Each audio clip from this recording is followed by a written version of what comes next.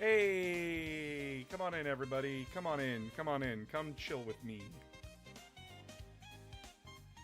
Come say hi.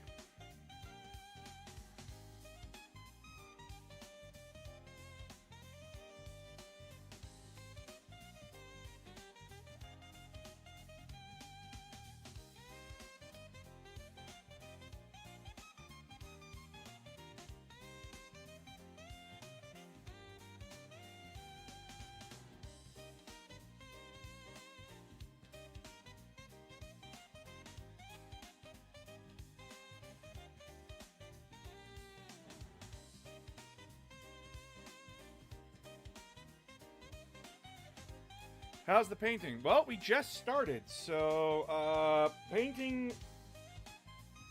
We'll see how it goes. Congratulations on 60K. Yeah, thank you. Fuck, it hasn't even been like 2 weeks since we reached like 50K. It's kind of crazy. I don't know what to say anymore.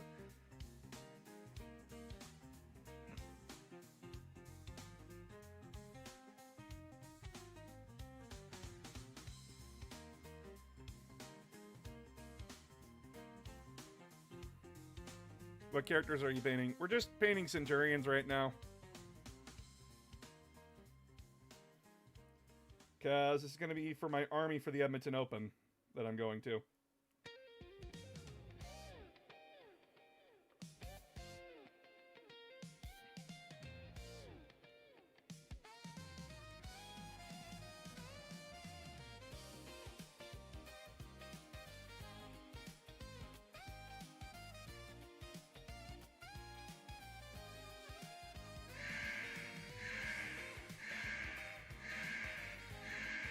Paul, thank you for the follow. Started reading the Siege of Terra books recently. I am on Warhawk now. What have I done? You torture yourself for fun. That's what you're doing.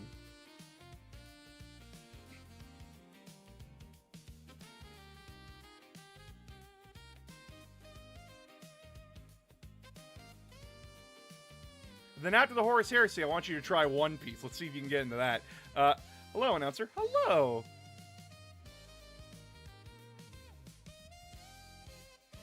I kind of wish they would have put a no-name character in a Centurion back when Centurions came out. Like, imagine a captain in a Centurion suit. That would have broken the game in half.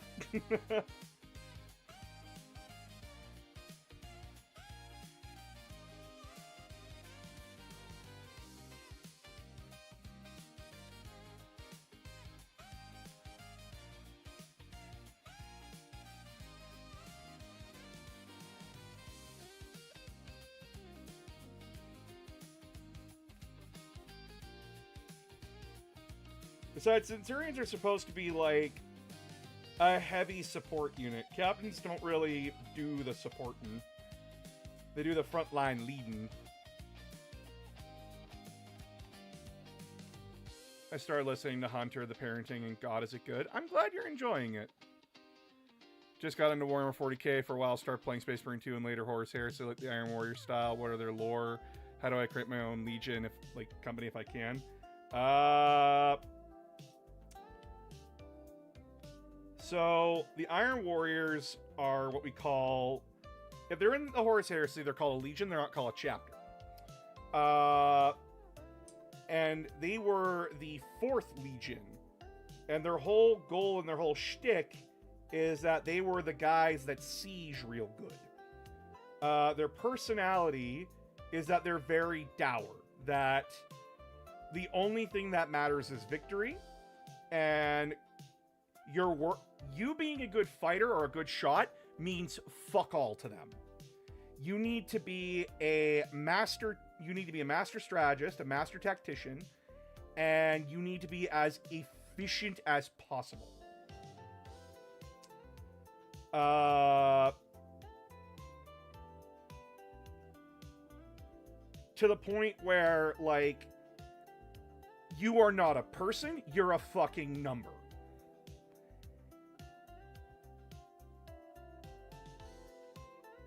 Like,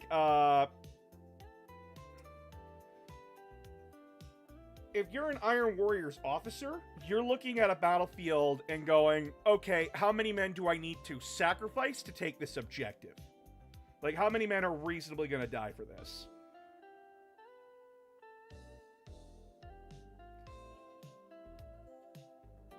And then you send those men to die. If they complete the objective, awesome. If they don't, well, you blame someone else for it.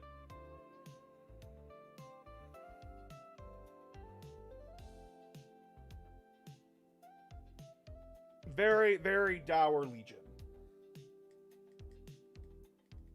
And then they didn't really change that much when they came to 40k.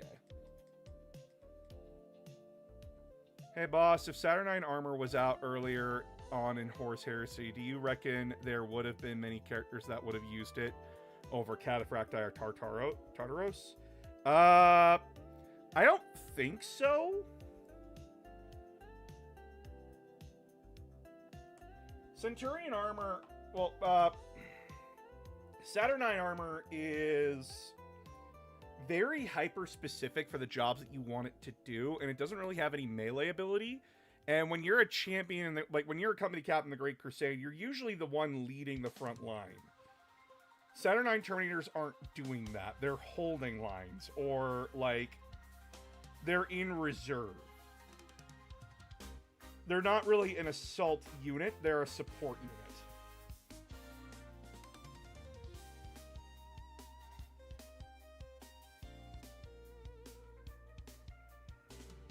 I don't see many characters using, like, any named character using the Saturnine armor.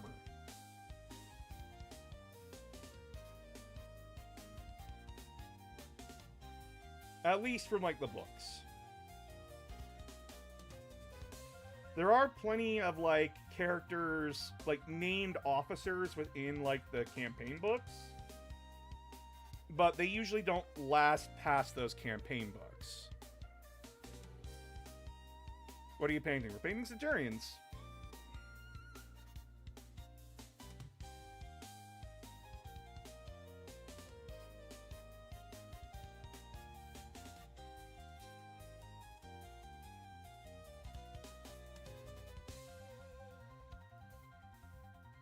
Also, after my stream today, go check out my channel for Need to Know Death Watch, because that just came out today.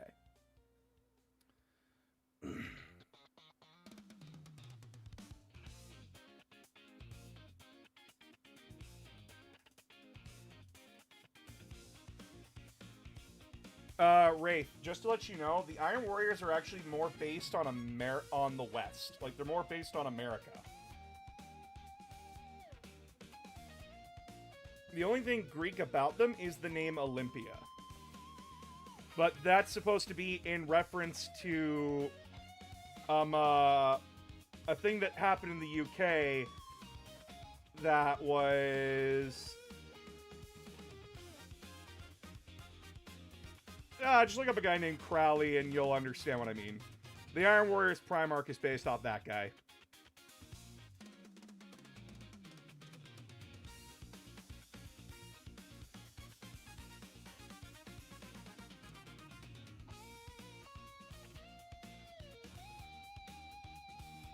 Make the painting screen bigger. If I make the painting screen bigger, you won't be able to see me.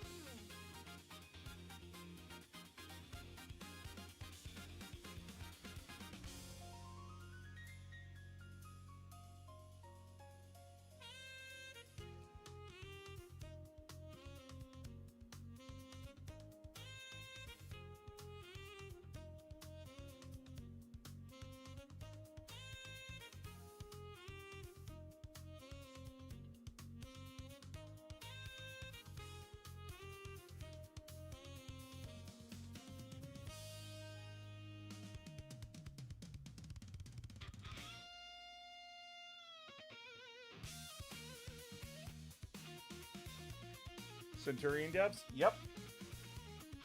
I'm going to the Warhammer Open in Edmonton that is hosted from the 19th to the 21st.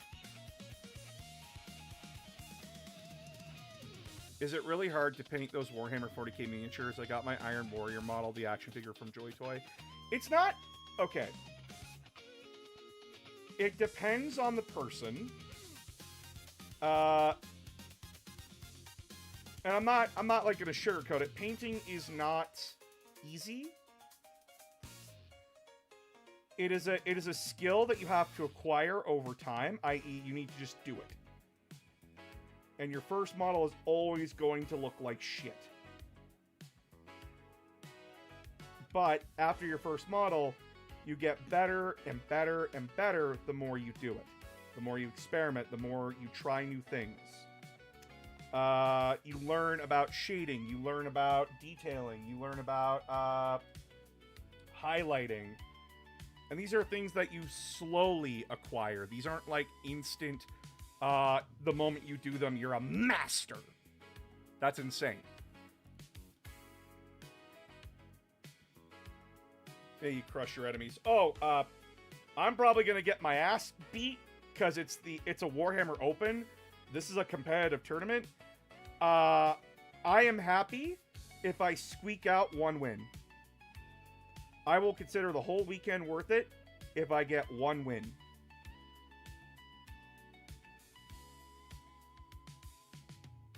We go and do our best to get one win.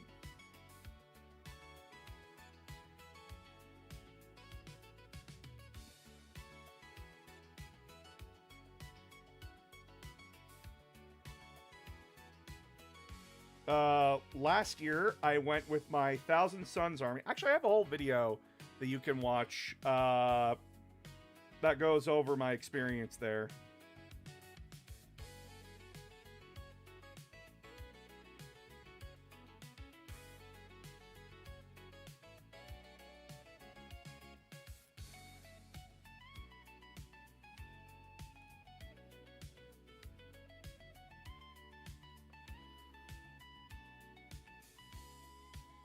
Does painting Centurions make announcer bad at stuff? What?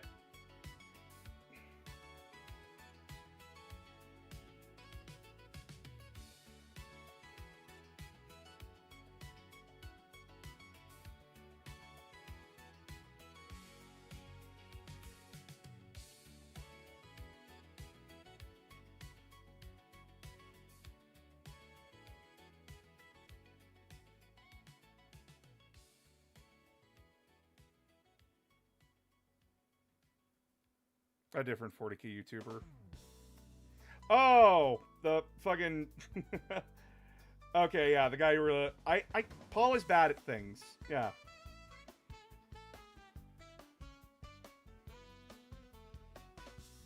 The Centurions are just good, man. They're a decent firepower unit. They hit hard from range. They do a good job at, like, killing stuff when you want them to and when you need them to. They're not the end-all, be-all unit. They do have clear counters to them. And they're very slow. But you hide them off the board for turn 1. You keep them in strategic reserve, and then you bring them on in turn 2 on the side of the board. And then they just lay into everything that's in the middle of the board. Hi, I recently found you through YouTube short, and I really like them. Interesting, but not so long I lose interest or it feels like a lecture. Yeah, like, I'm glad you like my videos. The whole point of them is that I want them to be digestible, and that you get the need-to-know information on the faction I'm talking about. So that way, you aren't bored out of your fucking skull, and that you're not overwhelmed. Oh, Gromcrank, thank you for the raid. Holy shit, thank you. Hi, everybody. I'm Announcer of Games. I am a 40k content creator on YouTube and a variety streamer with a heavy 40k lean. We are currently painting Centurions today because I'm going to the Warhammer Edmonton Open on the 19th and 21st. So I really need to get these guys done before then. But thank you so much for coming. Thank you so much. If you need to raid and run, totally understand. Please take care of yourself. Thank you for entrusting me with your community.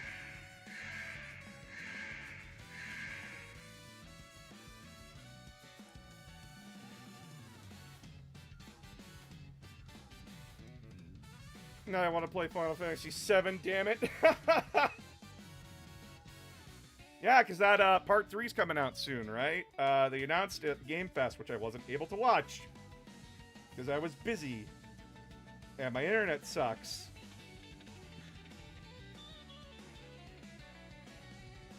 Hopefully it's getting better.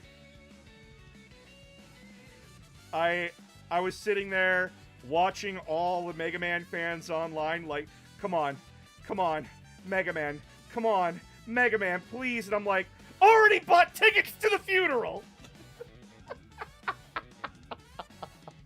That reminds me, announcer, let me know if Guy needs some 40k splash art for your channel. I'm a disabled artist, so I can't work like a regular schedule, but I do like trying to keep my skills sharp. I would need to see your art before I make any considerations.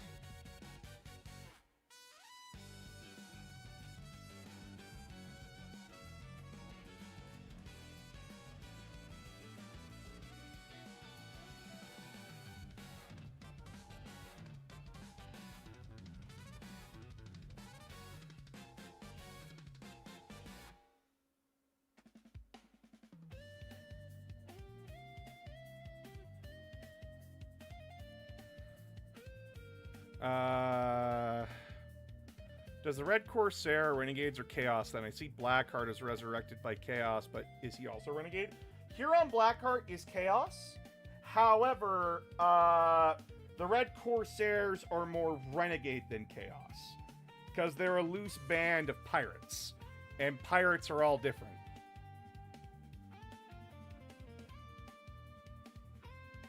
Why do you use the mole guy from Mario for your channel? Oh, why do I use a Monty Mole? So this is AG. He's my channel mascot, and my VTuber avatar. And I use him because, listen, sometimes I'm a mess some days, and sometimes I just also don't want to be on camera. Shorts, it's fine. But when it's like Law 4 content and streams, I just want to be using AG.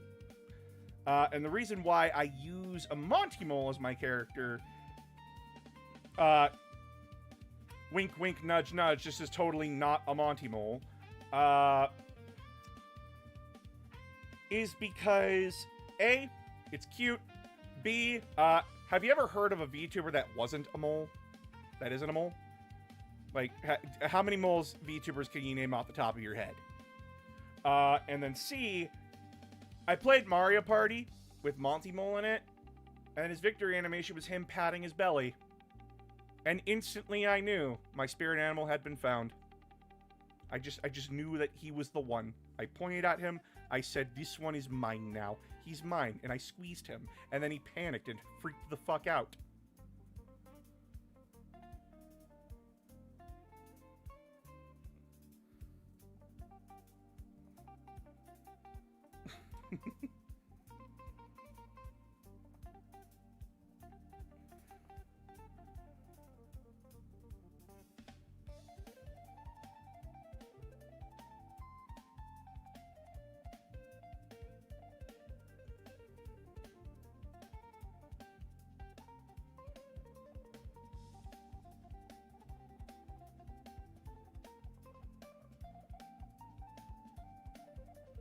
Do you have any Sons of Medusa figurines? I do not, sadly. When you're playing 40k, you kind of just have to pick a faction and go with it. And Sons of Medusa are just out of my range right now. I don't have the funds to just go and do another Space Marine army, nor the space. I would love to do a Sons of Medusa army if I had the time. I just don't.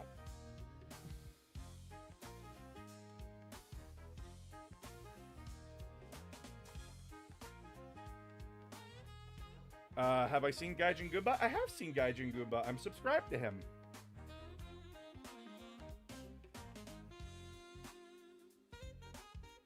I was subscribed to him before he became a 40K content creator. And then when I learned he became a 40K content creator, just made me like the guy even more.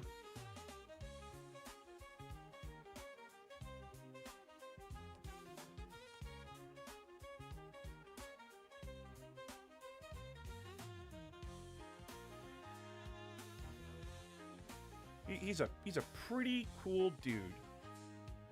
That Gaijin Goomba. Or Glitzdaka now.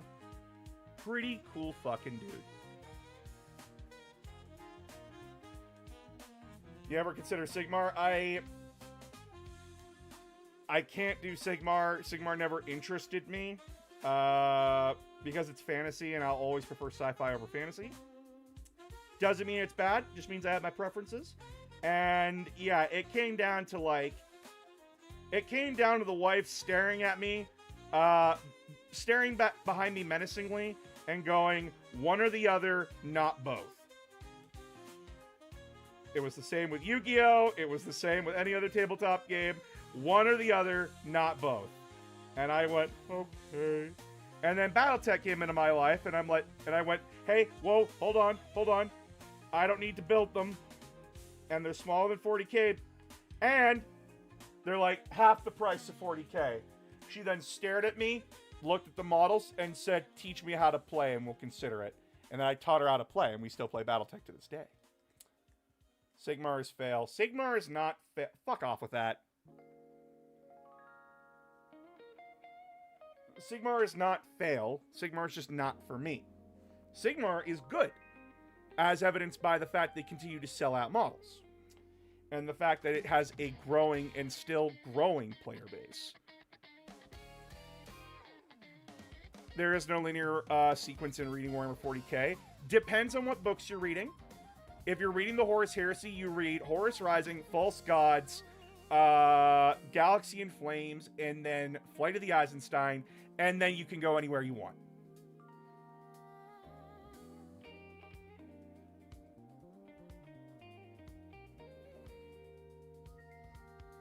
There is no... But yeah. I choose AOS and 40K and play none of them. Have you seen the models for Sigmar? Oh my god, they're good. Oh yeah, no, like Sigmar Have you seen those giant fuck-off towers? Have you seen those giant fuck-off towers? Fuck! They look so cool.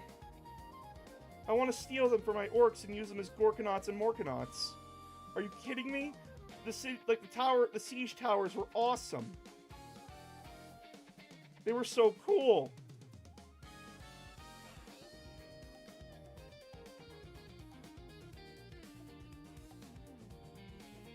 I've been seeing 40K conversions of them, and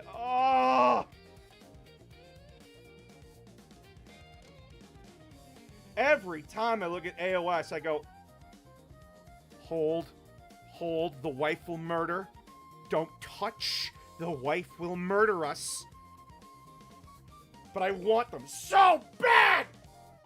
Along with dwarves. I want Chaos Dwarves. Those Chaos Dwarves look sick. Disciples of Ashut.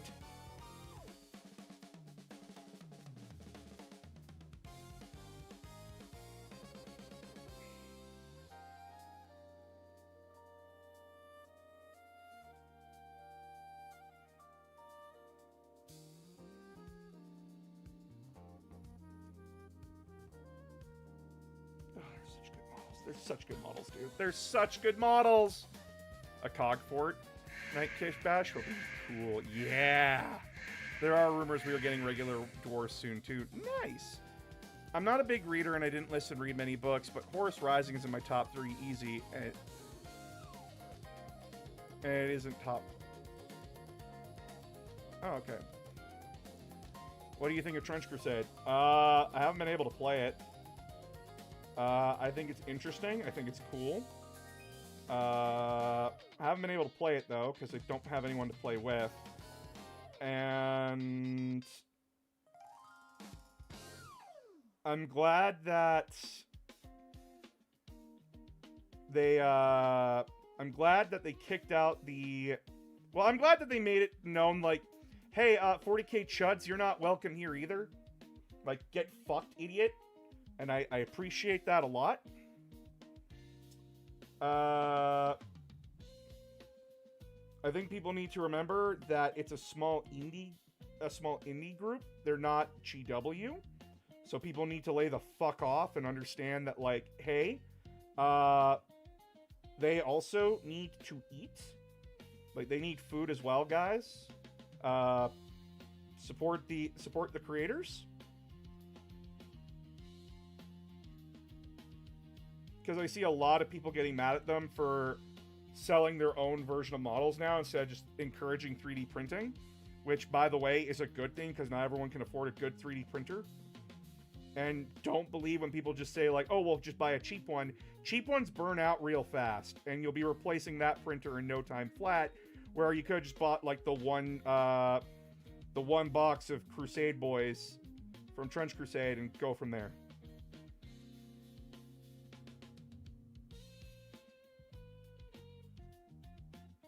I like that there's options. I appreciate that the Trench Crusade team is aware that there's more than one kind of purchasing group.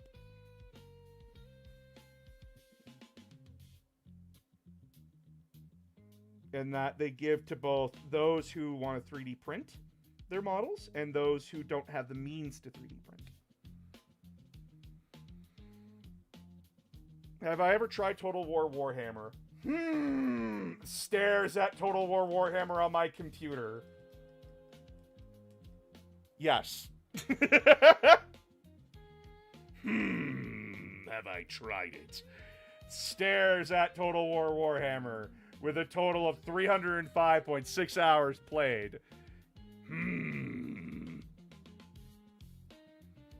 I picked Iron Hands in my main army, looking forward to build a Son of Medusa at the end of this year. Nice.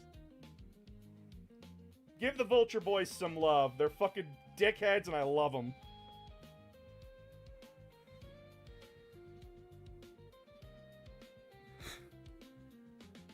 Currently at 1,300 hours on Warhammer 3. Well, you must have more time than I do.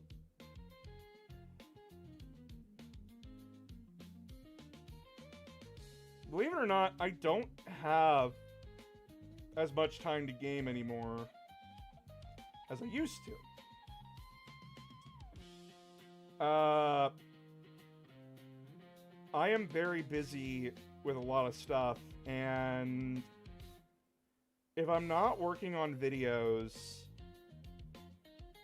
I'm doing other things like scripting, recording, streaming, or going out to try and get away from my computer, or spending time with my partner.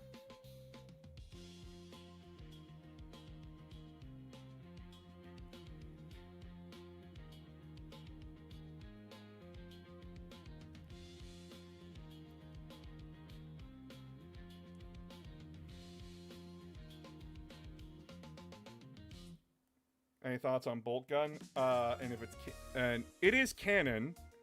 It's just, did it actually happen that way, or is that Imperial propaganda? That's what you need to be aware of, which a lot of people are not aware of.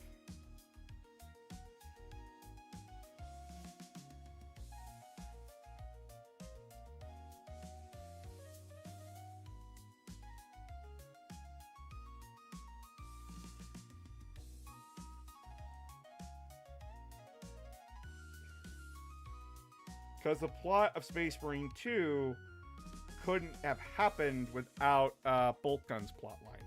Because It's Cato, Malum Cato, that finds the energy source.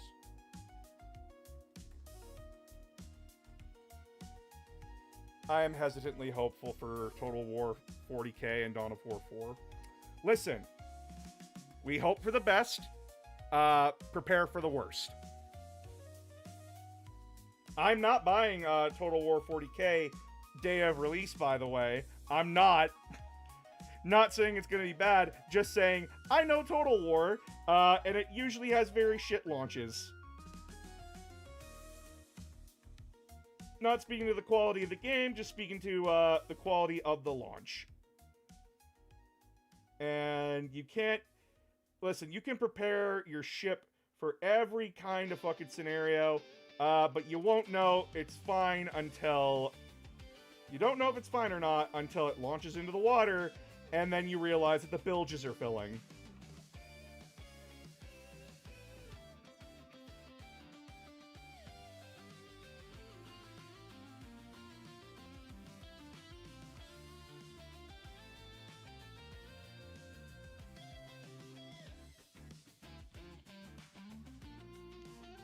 And then you're stuck there panicking for hours on end. It'll need 3 months for the glitches to get fixed. Exactly. Wait about a year is typically better for most games. The price drops too. Oh, Total War's prices don't drop until like a couple of years. What's the thing from Warhammer that truly terrifies you more than anything? Have I just become jaded? Like, am I entirely fucking jaded when it comes to Warhammer that, like, nothing in it scares me anymore? It's just like the meme where, like, the Flying Dutchman comes out of the box. 40k newbie, me. The 40k newbie is screaming. I'm just staring at it like, really?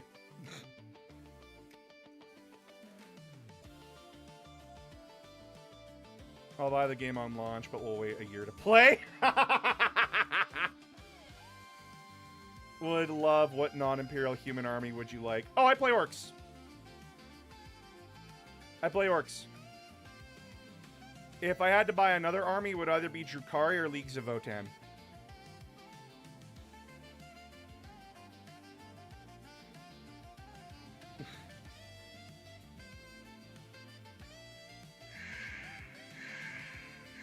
The Warp Forge. Thank you for the follow.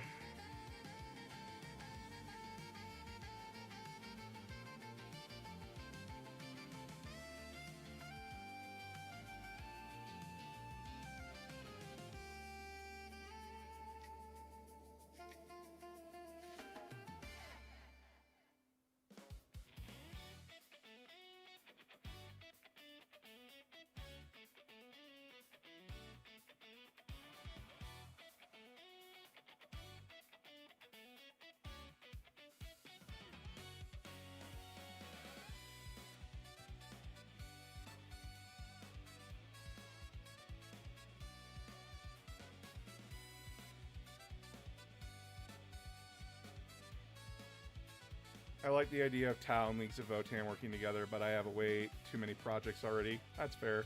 Have you tried the Tiger Warrior DLC? I have not tried the Tiger Warrior DLC. I saw it, and I'm like, good for you, man. I haven't had time. I just have not had time. For those that don't know, June got really busy for me. For one, because the channel finally took off, like it exploded in viewership. And then the Edmonton Open is in 2 weeks. Like, I gotta get my army prepared for that. That means my army needs to be painted. My army needs to be based. For those that don't know, basing is like you're putting stuff on the base. So, like, if I can just finish touching this up quick.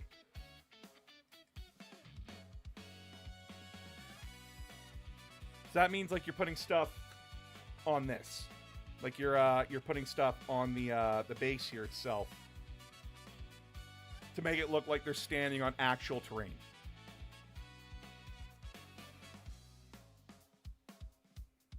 If you're wondering why I have to do that, It's tournament rules. No, they're not saying, they don't tell, like, they don't say the quality of what it has to be. They just say you need a minimum of three different colors. 3 different colors, a wash, and base. Literally anyone can do it. What's up with Darktide, Fluff? You tell me.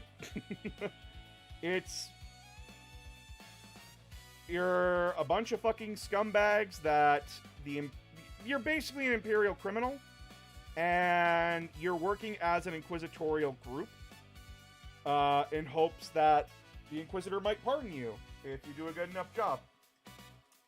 And Hive Tertium is just one of the many examples of a hive, like a 40k Imperial hive, where Chaos got in there and basically was like, hey, your life kind of fucking sucks, doesn't it? Like, you're a slave in all but name. I mean, look at all the conditions you guys live in, and like how the rich continue to like treat you like shit. And then they also got to the Imperial Guard Regiment of the planet and basically told them, like, hey, you're aware that, like, they look at you guys like sacrificial lambs, right? Like, look at all you have had to fight and die for nothing. Causing that Imperial Guard Regiment to go rogue.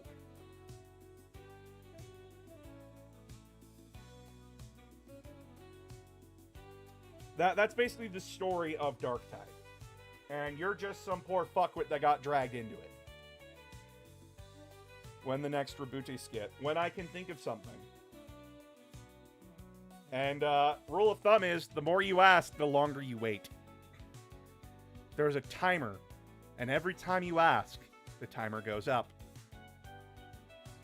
Tournament rules for basing. You just need to... Literally, just can't be black. Just cannot be this. Cannot be the color it comes in. This needs to be covered. That's it. And there's technicals that you can buy from GW. There is other kinds of technicals that you can buy. Literally, you can just paint it brown. Literally, you can just take something like Flayed One Flesh and just paint over the top of it. They don't care. It just needs to look painted.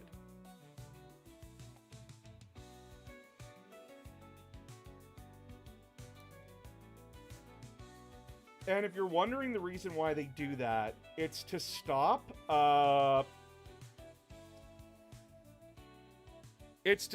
people that would just buy 40k armies and then like not even bother painting them, and then just sell them off after they're done. Because 9 times out of 10, those people are toxic as fuck.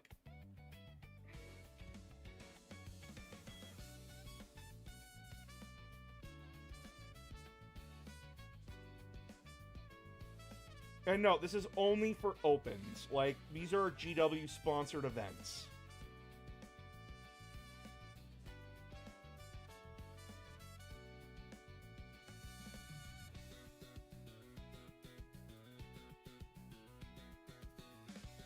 So, like, this is not a, these aren't the same rules that your locals would have, right?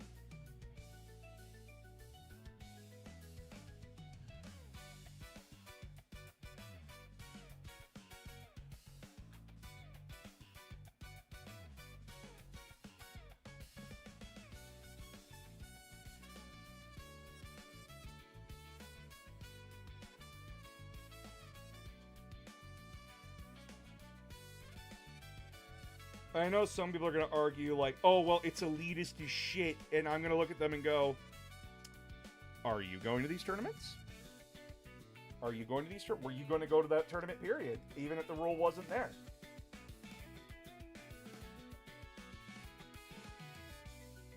And it's their tournament. They make the rules.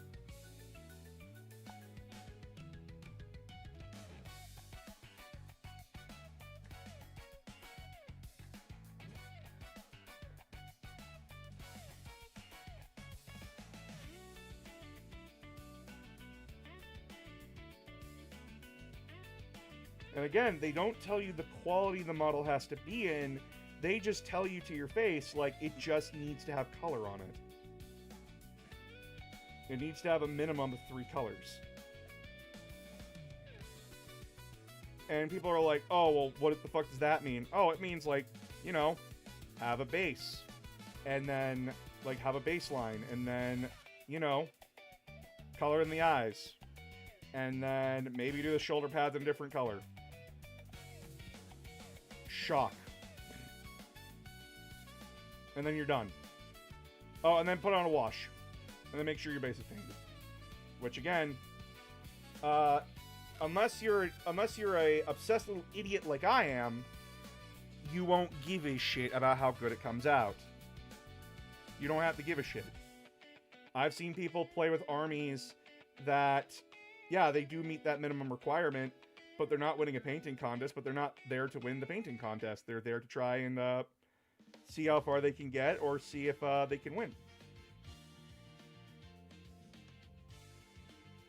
Other people who have higher paying jobs, they just go and commission someone to paint their army for them, which is just as valid. Because you may have the time to go play in a tournament for a weekend, but you don't have the time to paint at home. So you go to a friend or you go to a local artist that you can commission and you get your army painted. And yeah, it's not cheap. It's usually not cheap to do that, but if you have the means, you have the funds, do it. Hello. Hey, what's your deal with YouTuber by the name of Pontius? My deal with Pontius.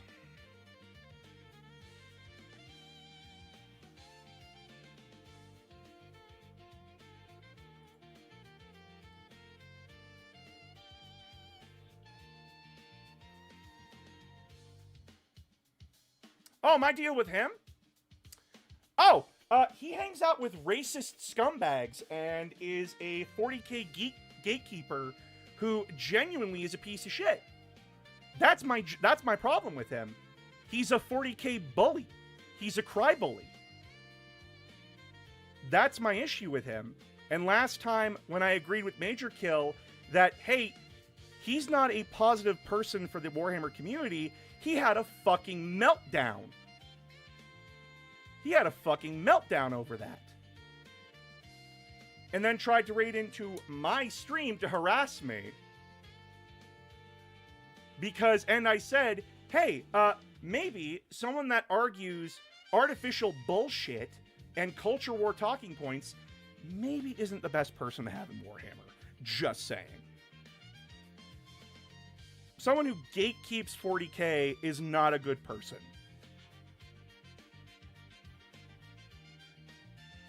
And yes, I know, paradox of tolerance. In order to be tolerant, you have to be intolerant of the intolerant. And that's what I'm doing. So yeah, that's my beef with Pontius. He's not a good person.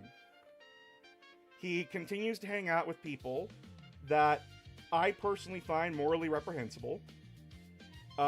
He stirs up beef with other content creators. He said Adeptus Ridiculous was bad. Like, are you fucking kidding me? He says Bricky, Adeptus Ridiculous, and all of them are bad. Fuck off.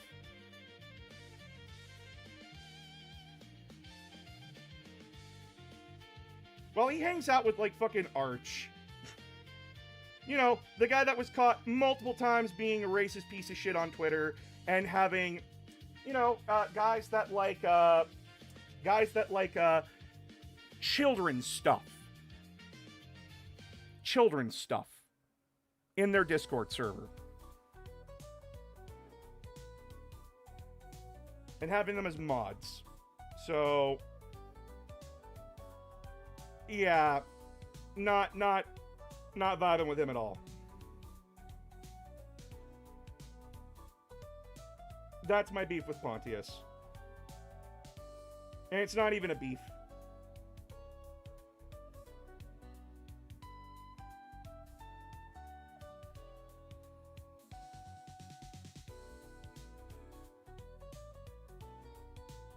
I said he wasn't good for the Warhammer community.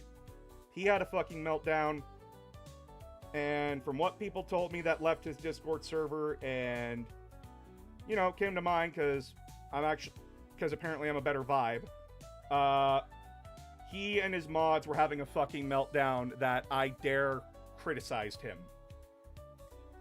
How dare someone who's smaller than me criticize me? Dude, we're talking about plastic toy soldiers on the fucking internet. Grow up. How many Space Marines would it take to take down a single Primarch? No poison, snow, magic, just baseline Space Marines. It's not clear.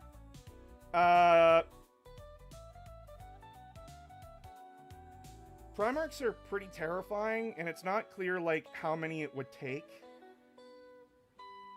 And it depends on what Primarch you're talking about.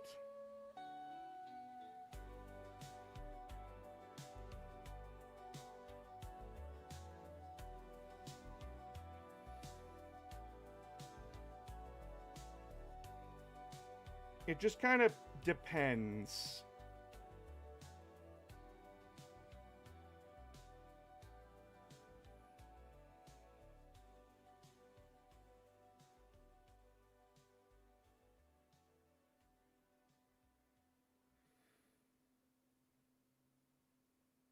Because we never really see, like, a Primarch being taken on by, like, a whole company of Marines. Unless, like, that company has preemptively, like, made sure that the chance of success fighting that Primarch is as high as it can be.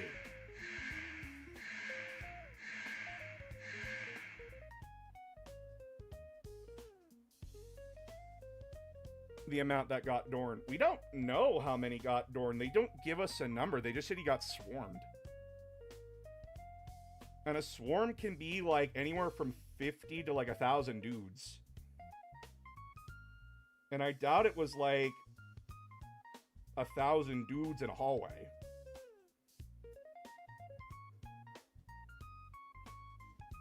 And we don't really know, like, the battle itself. Like, it's never been detailed. It's just been said, right? So we don't know how many dudes Dorn actually fought when he boarded that Chaos ship. That's all we really know, is that he boarded the Chaos ship, he got swarmed, and that's the last time we saw him. Another dumb question, is there more Chaos Space Marines than Loyalist Marines in M42? Unclear. It is not really clear how many Marines are running around for both Loyalist and Traitor. Because, like, Chaos doesn't keep track of their numbers. Unless you're the Iron Warriors. But even then, the Iron Warriors kind of, like, fluff up the numbers so they look more impressive and threatening.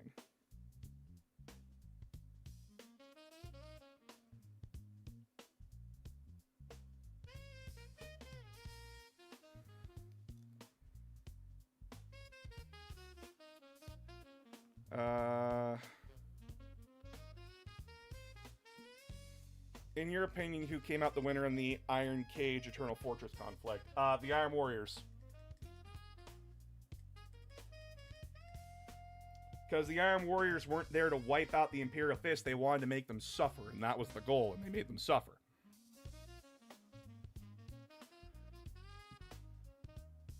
Codex Astartes made hard caps on Loyalists, where I would imagine Chaos just kept recruiting and kidnapping. Yeah, but Chaos Space Marines don't screen very well. They just kind of grab whoever and then slam Gene Seed inside and said whoever survives, survives. And also, the Codex Astartes got thrown out. Because Guilliman realized that, like... Well, Guilliman learned that they didn't adapt over time like he wanted them to with it. So he threw it out, aside from, like, the bits that were working, rewrote the Codex and said, follow this. And then he was going to work the Codex, the Novo Codex in, as they call it now, into the grander Codex Imperialis, which is a governing document that Guilliman's working on. And this time he's, like, making sure people understand this document is not binary. It is not, like, stationary in one spot. It has to change and adapt with the times.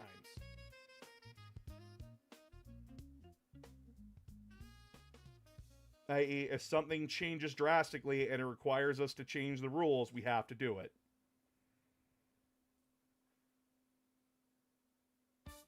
And it's been very much resisted by many institutions within the Imperium.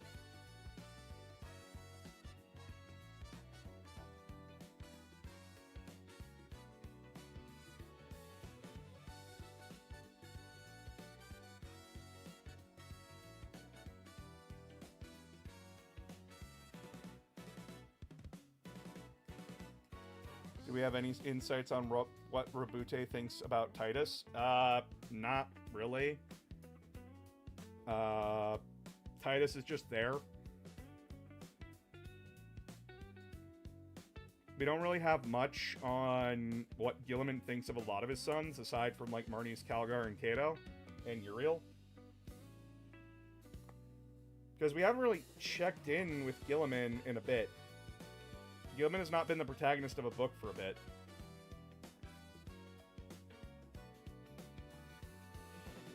He's been operating in the background a lot more.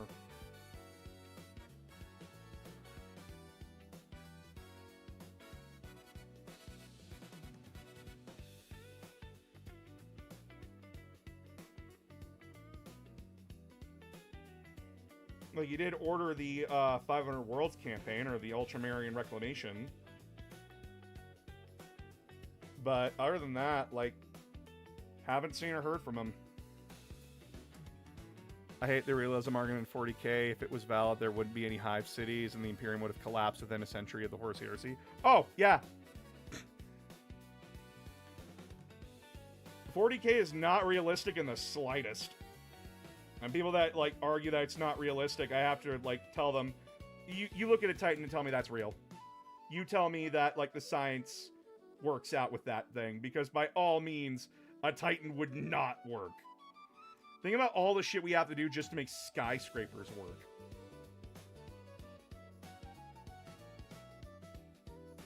If a Titan fire, like, if you look at the magma cannon on an Imperator Titan, my fucking god, I can't speak English. If that thing fired, the whole machine would come crashing down, because it would tilt backwards due to the sheer force needed to fire that cannon.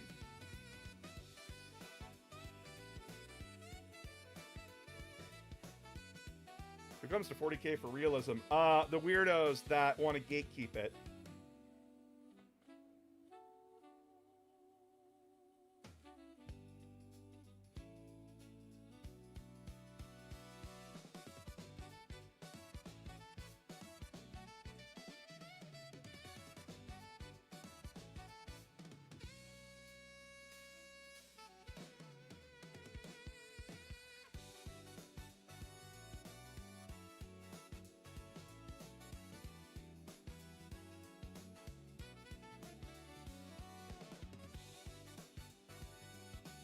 I remember seeing some frog people, Xenos from first edition Rogue Trainer. I wish they were a faction. Tau Civil War is going to be fun. I think the last thing Guilliman was in was the 500 Worlds, where he tells Titus to do the thing while he's on his own personal business. He doesn't tell Titus to do shit. He does not order Titus to do anything. Titus is captain of the second company. That's his job. Him going on patrol is his job. Guilliman didn't tell him to do that. That's just what he's expected to do as second company captain. Guilliman's orders are, retake the 500 Worlds. I want Ultramar to be great again. And everybody's running into problems.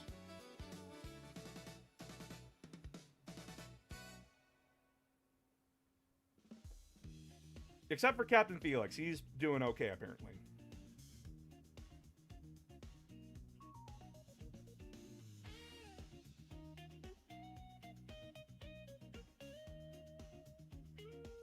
Because Felix understood the assignment. We have all the time in the world to reclaim these worlds. Stop rushing it. Take your time. But everyone else is trying to rush it. Because they're still in that mindset of Space Marines acting like 1,000 man strong strike forces that go in, kill the critical objective, and then leave. And then let everyone else figure it out. And that's not what Guilliman wants them to be doing, but that's what they're doing. Which one is Captain Felix? I think he's currently captain of the 7th Company, but he's a Tetrarch. If the Imperium and Guilliman met Battletech Universe, who do you think would be easier to I don't fucking know.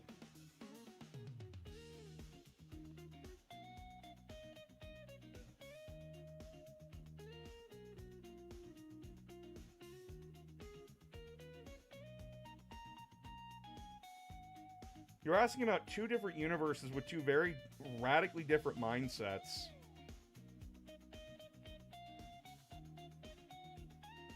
Most people in Battletech would be disgusted with the Imperium, with how fucked up it is.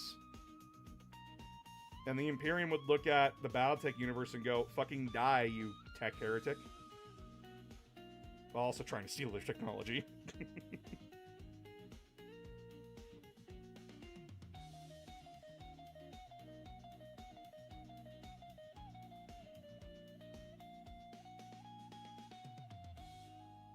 You can't apply one universe's logic to another, is what I'm trying to say, basically.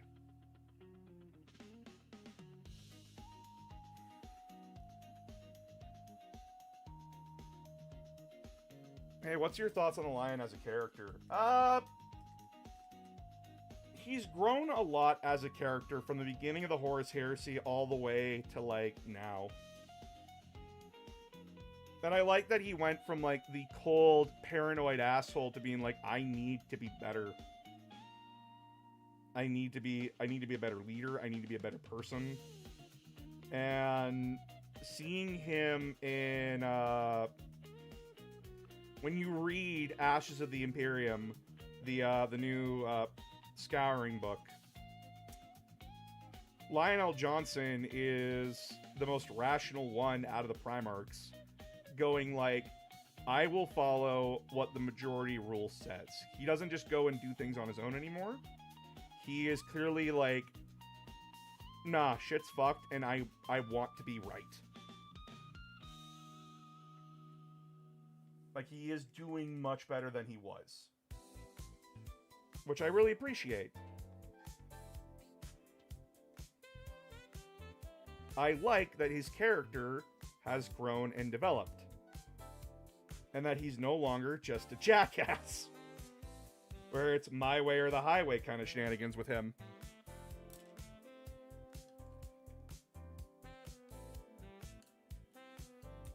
And it's why, like, everyone was taken so off guard with him, like, being rational and reasonable.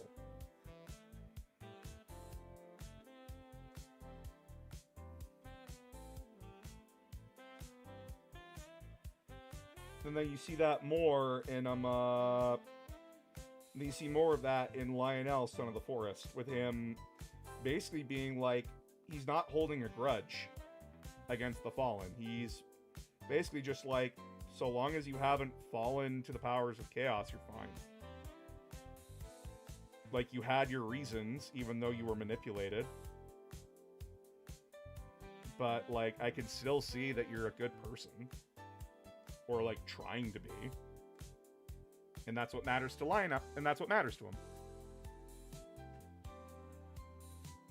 Is he my Primarch? I'm currently collecting Dark Angels. Yep, Lionel Johnson is Primarch of the Dark Angels. I do oddly like that the Lion has changed and probably has had a similar shock as Guilliman to waking up in the current setting. Yeah, he's just as confused as Guilliman was. We haven't really gotten his overall opinion. We might learn it soon enough. But for now, we don't know what his opinions are.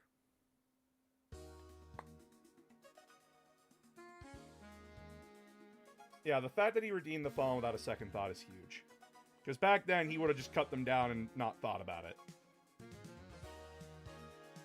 He doesn't think in binary anymore.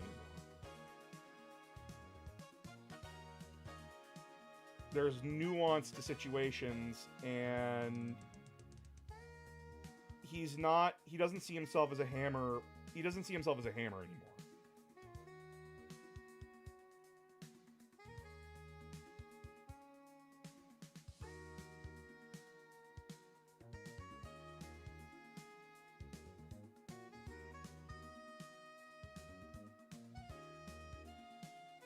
Now, I would like some more stuff with him and the Dark Angels. Kind of like, you know, get to see a bit more, but apparently we're getting that with Dawn of War 4, so.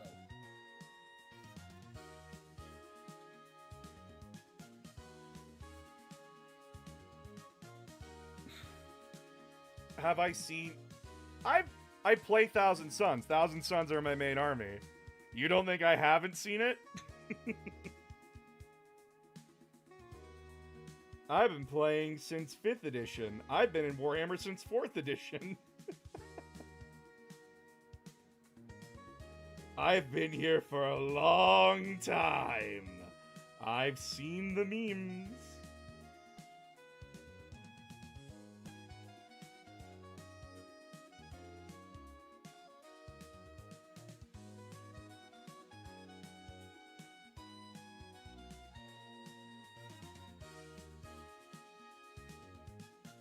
We're gonna do like a lot of touch-ups and holy shit.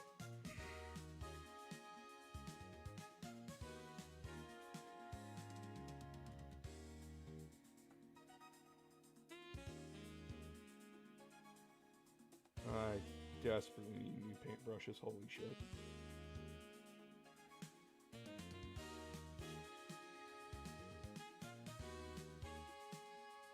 Why did you do that, Ron?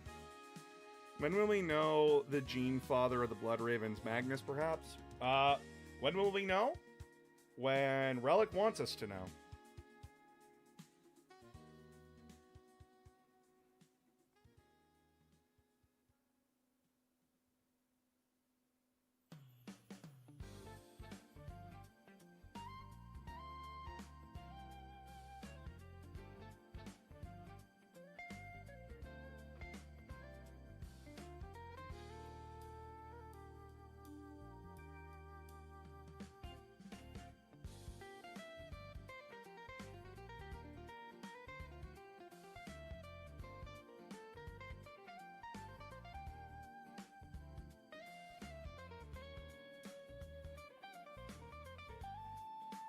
I've got the first edition Rogue Trader's been collecting since 1992. Nice! I'm okay with not knowing what was the Primarch of the Blood Ravens. I'm fine with it, too. They have their own identity.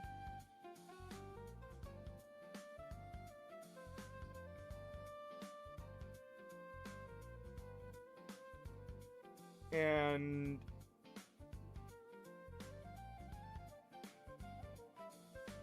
as their storyline went on, it's... that obsession with trying to know, like trying to find their past and try to know it, nearly destroyed them.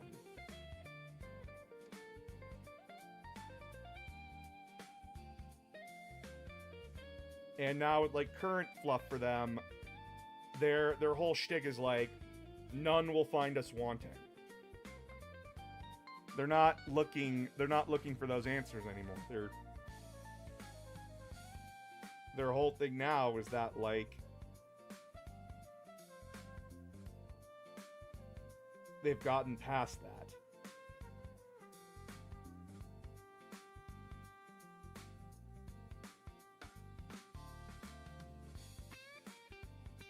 They still do the information gathering, but it's not as obsessive as it once was.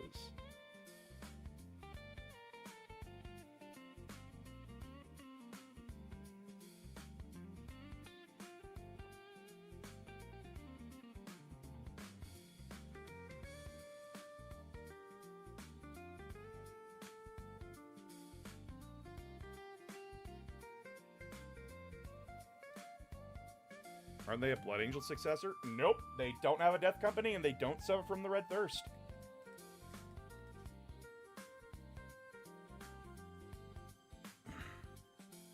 How do you think Leman Russ would react to meeting this calmer, more thoughtful lion? You're fucking boring. Or maybe he changed too.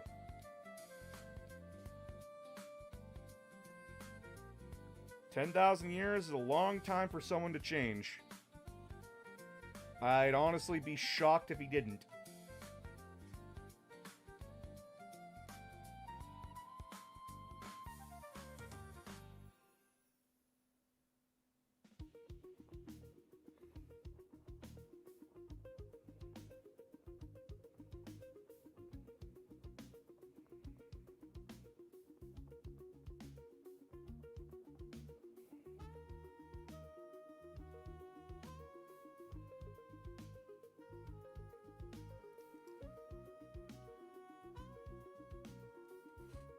Predictions of the next Primarch to be brought back because GW needs money. Leman Russ, because they bring back a Loyalist Primarch every odd edition. Because Guilliman came back in 7th, and Magnus and Mortarion were released in 8th. And then the Lion and Angron came back in 9th. And then Fulgrim came out in 10th. So, if another Primarch's to come out in 11th edition, it's probably going to be Leman Russ. Because A, main chapter. B, his army's model line got updated. Which the same thing happened to the Dark Angels before Lionel came out. If trends follow, then the next one to come back is Leman.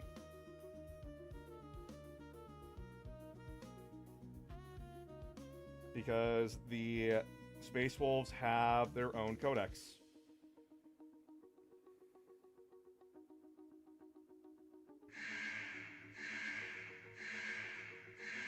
Also, yes, GW needs money. It's like they're a company or something. It's not really an insult. That's just like... Can we find something better than just like, they need money? Yeah, they're a company. It's like that's the system we all participate in.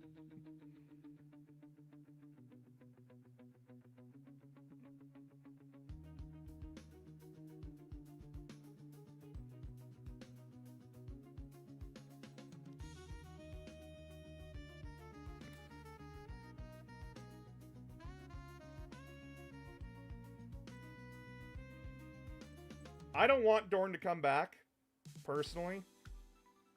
I don't want Dorn to come back. Mostly because it will make the insufferable people more insufferable.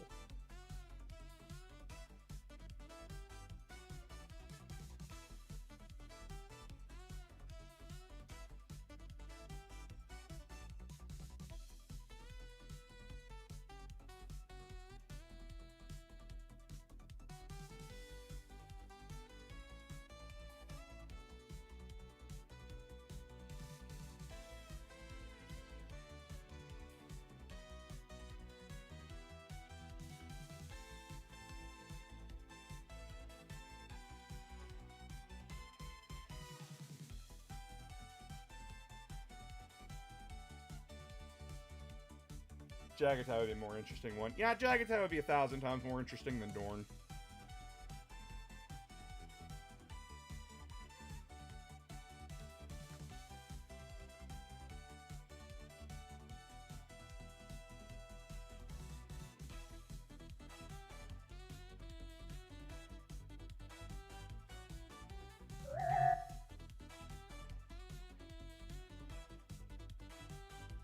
And if Leman Russ is to come back, I think his playstyle, where, like, looking at the playstyles of Guilliman and Lionel, Lionel is supposed to be, like, he's the guy that goes and hunts, like, the biggest thing on the table. So, like, he looks for, like, the giant tank or the giant monster or the character that needs killing and kills it good. I want Leman Russ to be like a blender. I want him to be the Primarch that's like, I want to go chop up infantry. I just want to go chop up people. He's a whirlwind. I want him to be a whirlwind.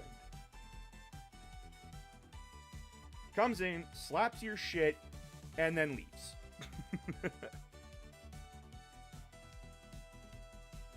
I would like to see Russ come back with the ability to shift into a wolfen form.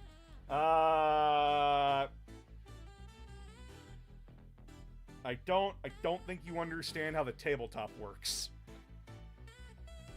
Not a dig, just like that's not how the game works.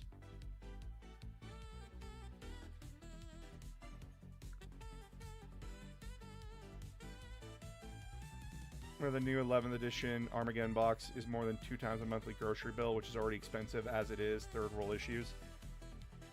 It's not just third world issues. There's a lot more complicated things than just like your country.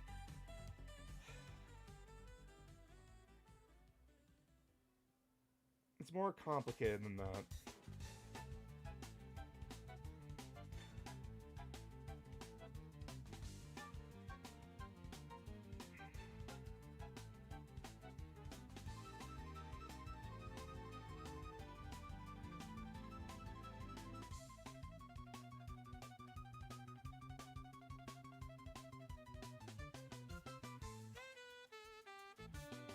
Yeah, it sucks that it costs that much. Do not get me wrong. I'm not saying it doesn't. What I'm saying is that there's more to it than just prices. And that there's a reason why the prices are so high that are worth more attention than just getting mad at GW for a big number.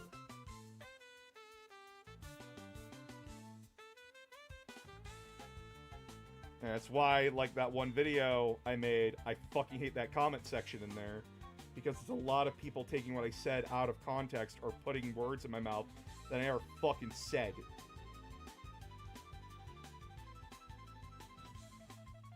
Actually, if you give me a moment, I can do a thing. Give me one moment. Oh yeah, we're gonna touch the shit up on this model. Oh, fuck.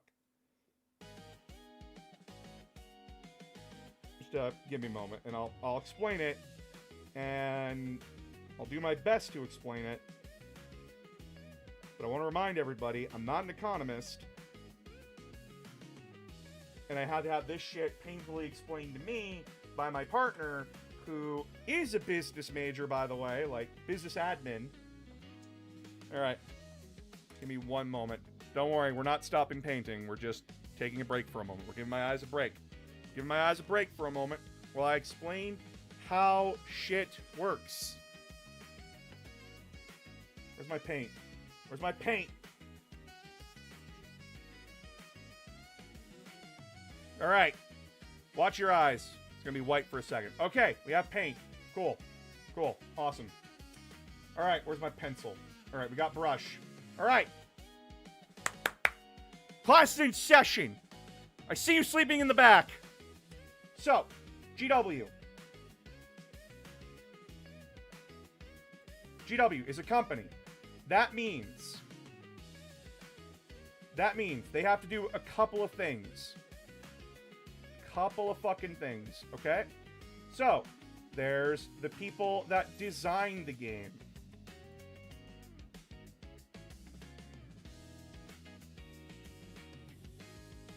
We have designers. We're going to put the D above them. Designers. Then we have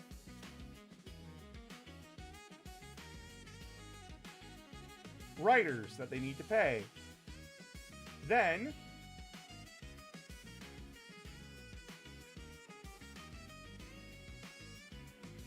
so we have writers, designers, then we have factory people. F for factory. These people need money, okay? So, GW pays these people to design stuff. So the writers get to writing. They make the books. You get books. And then GW needs to provide the materials to print those books, okay? The designers design the models.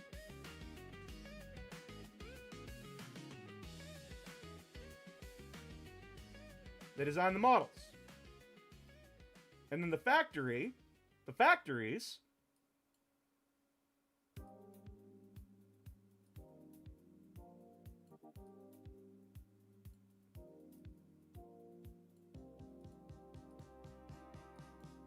produce stuff.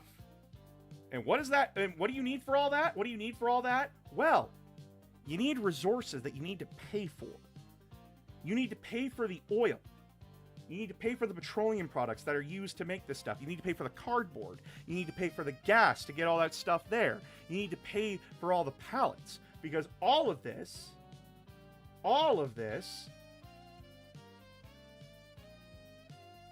becomes product.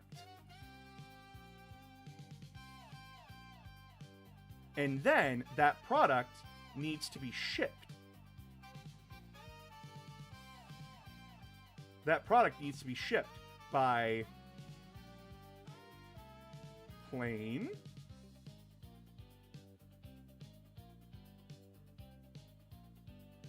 boat,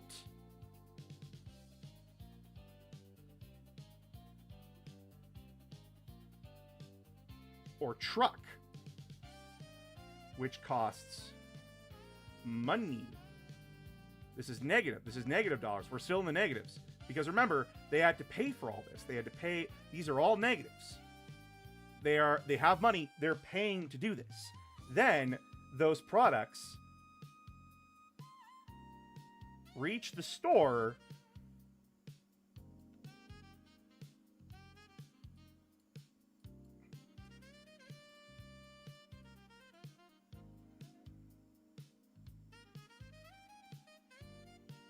where they need to be sold. However, what could possibly be like fucking up? Like what could happen that could influence this stuff? Okay, what could happen? Well, for one, war. War hits this.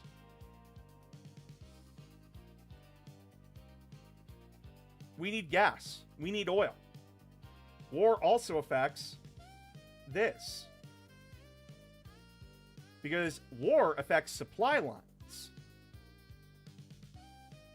The war in Ukraine made bread prices go up in Europe and the world because Ukraine was Europe's bread basket. So, of course, the cost of bread was going to go up, as an example. But what's currently going on around the world? There's multiple different wars. There's the war in Ukraine. There's the war in the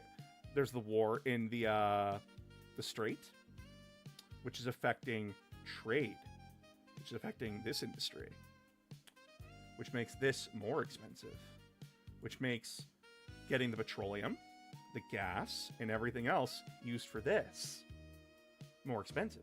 It's not just that oil. And yes, I know people said like, oh, well, Britain doesn't get most of its oil from the Middle East. They get it from Norway. No, they get it from America, who's currently at war, whose supply line relies on the Middle East. Because that's what they did, because they're stupid. And by the way, I'm Canadian, not American. So that's affecting gas and oil. That's affecting plastic. That's affecting paper. That's affecting everything. And then, since this is now making everything much more expensive, this has to go up in price. And then the store has to make a profit too.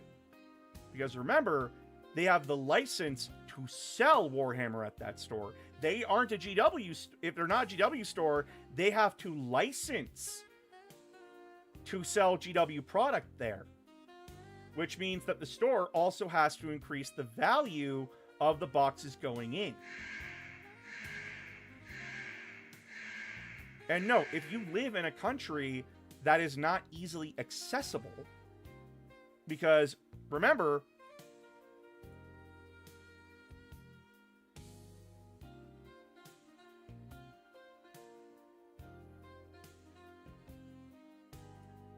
my Earth is beautiful, right? The world is complicated.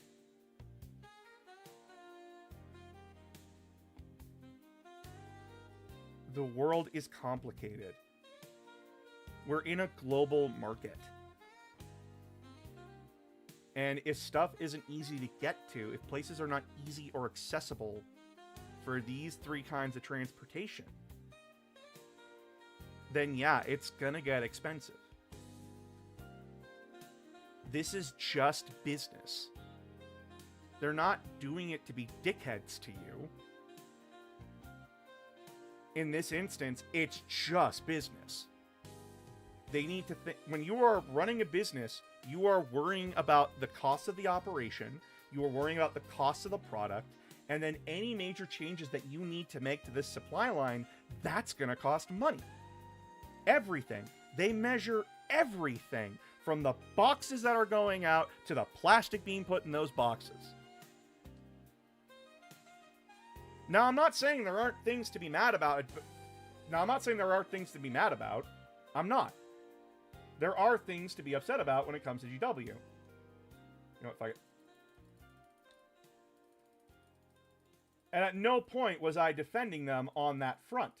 I am trying to explain why something is expensive. There are things that bug me that GW does. One,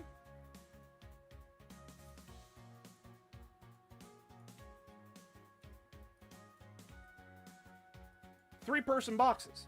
Fucking hate this. I despise this model. This is something that I actually have issue with. There's 3 models in here. Yeah, they're good quality. Yeah, they're decent quality.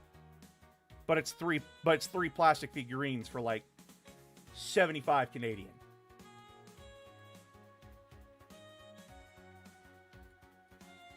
Yeah, don't like that. This is stupid. Why does this cost as much as a Hellblaster squad? Why does 3 guys cost as much as a Hellblaster squad? That's stupid. This could easily be cheaper.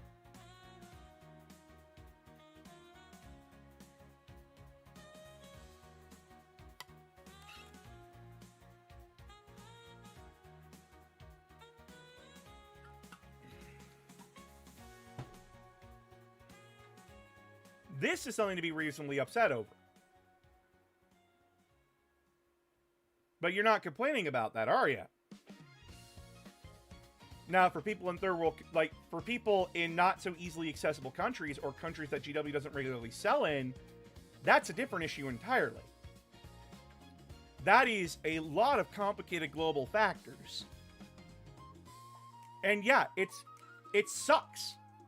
I'm not saying it doesn't fucking suck. I want more people from all over the world to be able to enjoy this hobby like I do. I want people from all over the world to enjoy this like I do.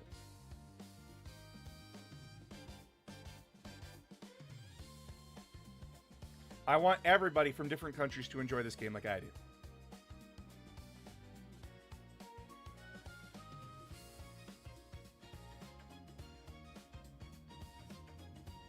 And I want there to be easily accessible places where people can go into these stores and not only have a community they can hang out with. I want everybody to have this. But guess what?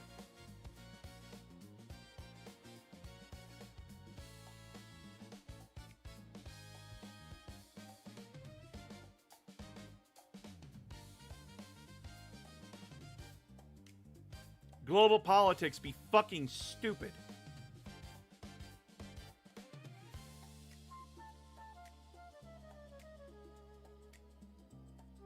And trying to get stores built in places, there's a ton of different things that a company needs to worry about.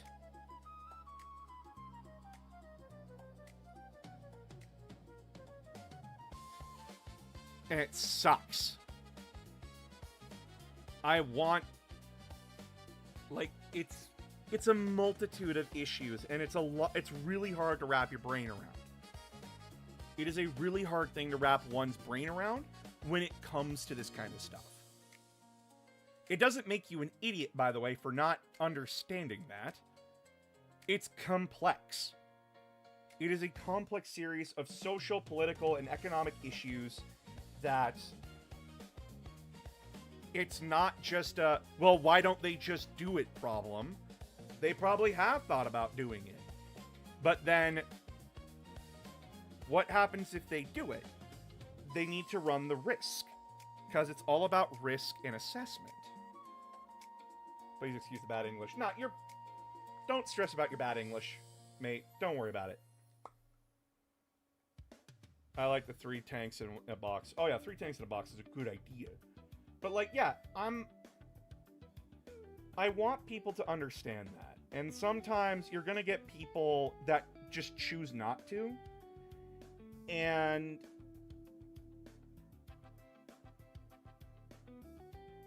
that's frustrating to me, right?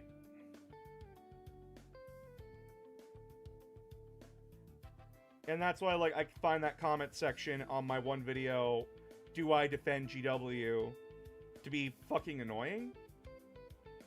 Because it's people not listening. Because I said, I would get mad at GW if I have a good reason to. If there's a reason for me to be angry. Not just be angry because I'm angry. Because that doesn't do anything. Me being angry for no fucking reason is just a waste of my time.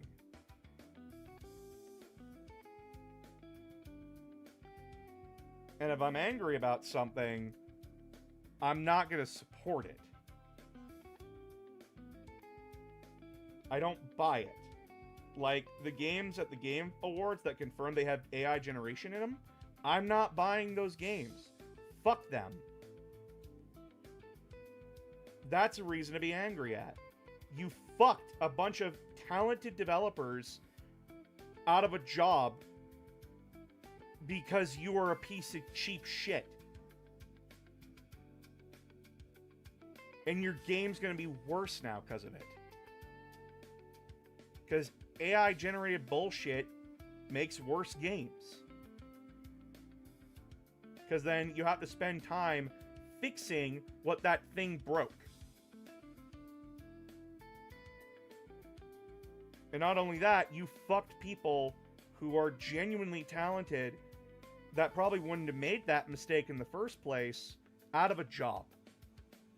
People that, frankly, don't get enough respect in that industry, who are treated like shit and taken advantage of all the time.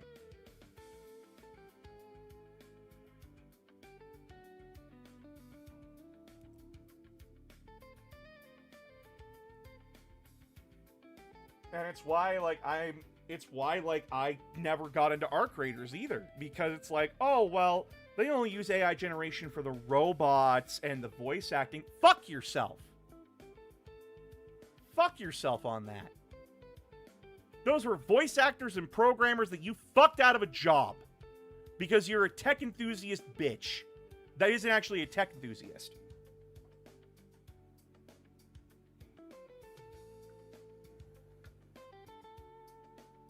And yeah, I'm very opinionated, I'm sorry.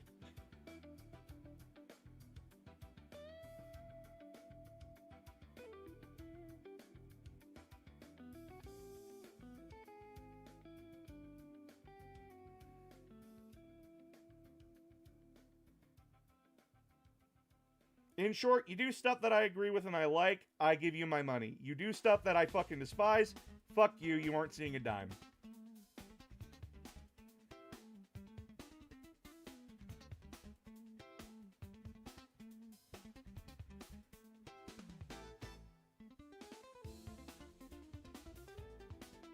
But I'm also not someone who likes to jump on, like, hate trains and boats. I want to see evidence and proof.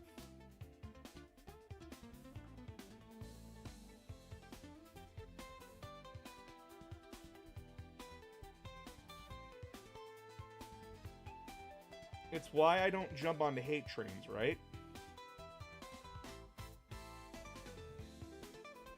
If you fuck up, like if someone claims you fucked up, I want to see proof of that claim. Not saying it did or didn't happen, but you make a claim, I want to see that claim. I want to see if that's true or not. Because I'd rather be right than wrong. And if I am wrong, then I take responsibility.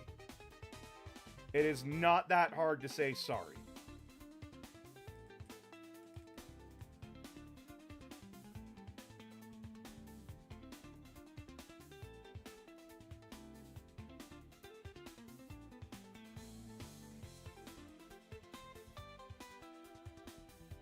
For someone who's playing a 1,000-point game tomorrow, do you have any tips? Have fun. Take your time. Don't stress about it. Just enjoy the game.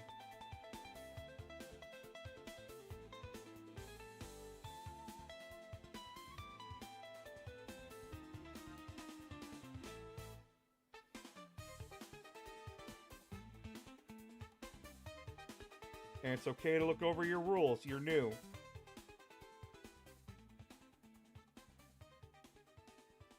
So if you need to refer back to something, just have your book at the ready.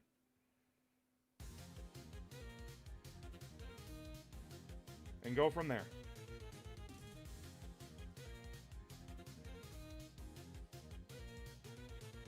Hello, hello, hello. Are you painting a Terminator? We're painting a Centurion.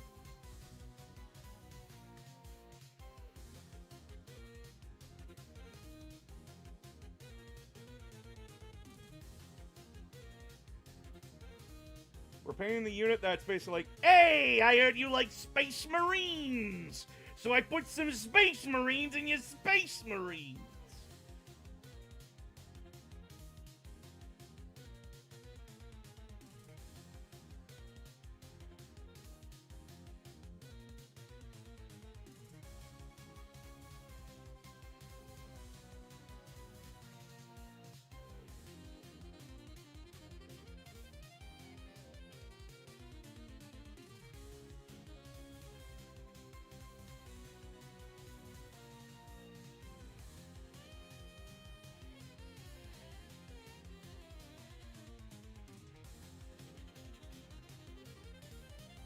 Any tips for painting models? I'm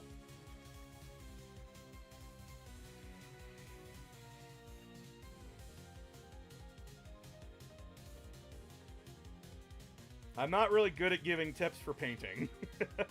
That's my tip. What works for me may not work for you, right?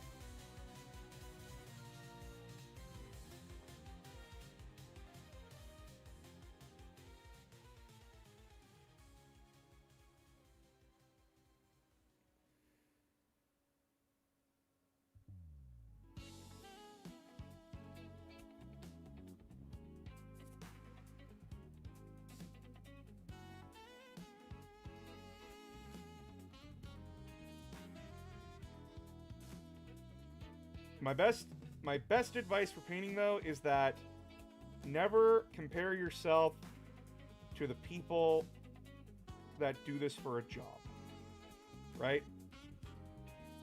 You're setting yourself up for failure that way.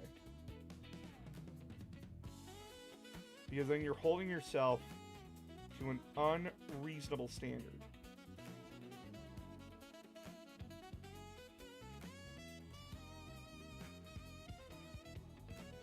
Because it's like dealing with... It's like when, say you're playing hockey, right? Say you're playing hockey. You're brand new. But you see someone else on the ice that's been playing hockey for 5 years. Who's been playing hockey for 5 years. You just got into it. But they've been playing for 5 years. You're not going to be the same experience as them. And that's perfectly fine. That person's not looking at you like you're a jackass. They're looking at you going, huh, cool, new person. And they go about their day. They might help you if you ask. But do not compare yourself to them. And that's not like a, well, don't compare yourself to them, you're a scrub. No, don't compare yourself to them because you're not them. You learn at a very different pace than they do. And of course you're not going to be good at when you start. No one was. And that person that's been doing that for 5 years, they suck shit when they started too. Someone can look like a natural talent, but natural talent doesn't exist. It is something that you've had to learn how to do. There's someone that learns it pretty much like instantly, but then they still have to improve.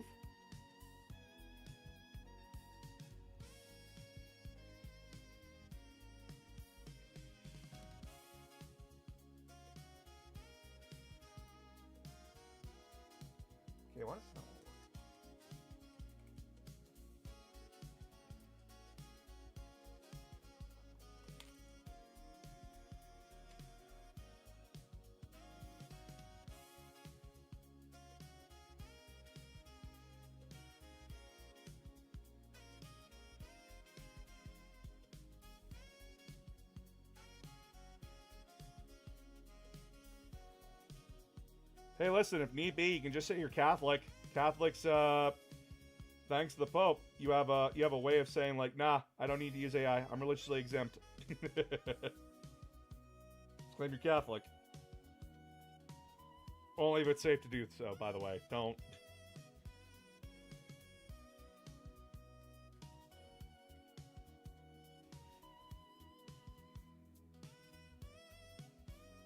Can I just do it your own chapter, Space Marines, using my newly bought starter pack just for fun? Yeah? They're your models, right? They're your models. They're your dudes. You can do whatever you want with them.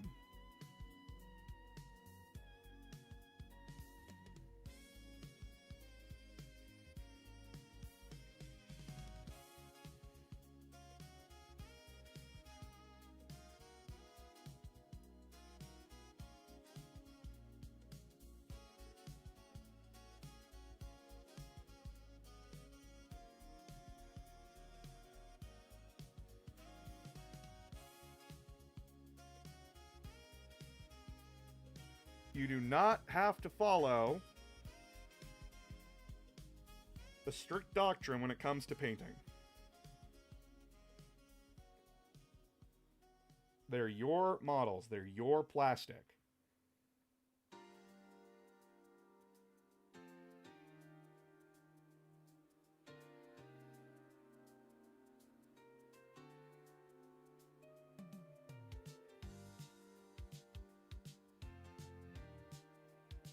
So, yeah, do what you want.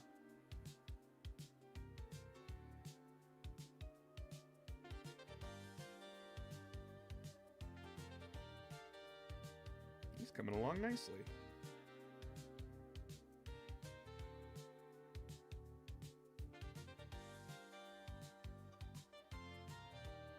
I love the bedazzled ones. Yeah, bedazzled models are fun.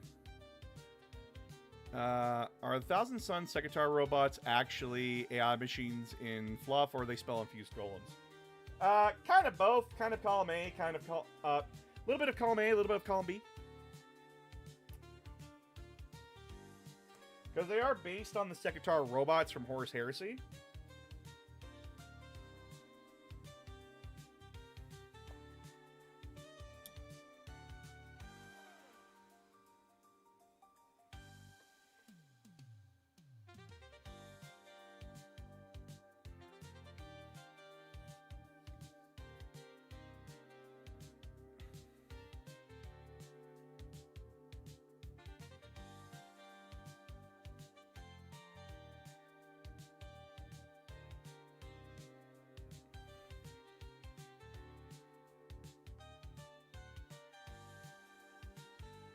Yeah, Mortarion was Guilliman. Like the first three Primarchs that came back to 40k were Mortarion, Guilliman, and Magnus.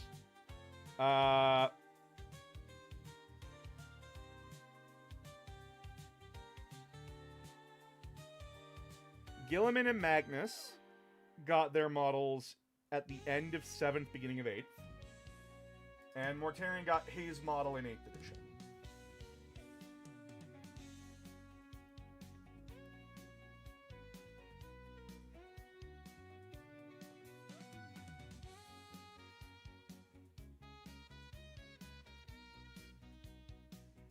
And the only Trader Primarchs now that don't have models in 40k are Perturabo, Lorgar, and Alfarius.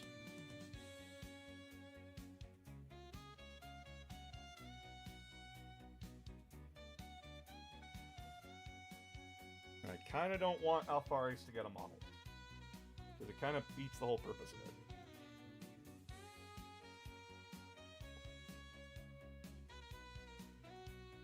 Just got done painting and recording over 51 minutes of OSL on my Armigers Underskeleton. Nice! Forgot they have 30k versions. Yeah, they do have 30k versions too.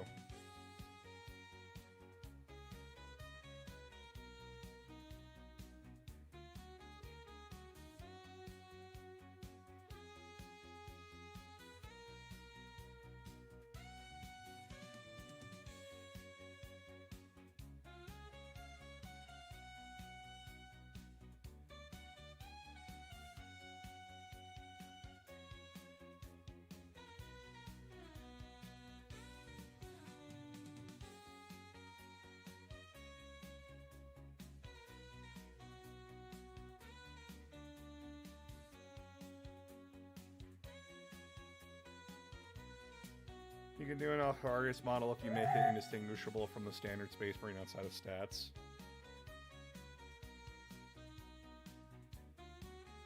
The Alpharius model from 30k is a little too big for a regular Marine.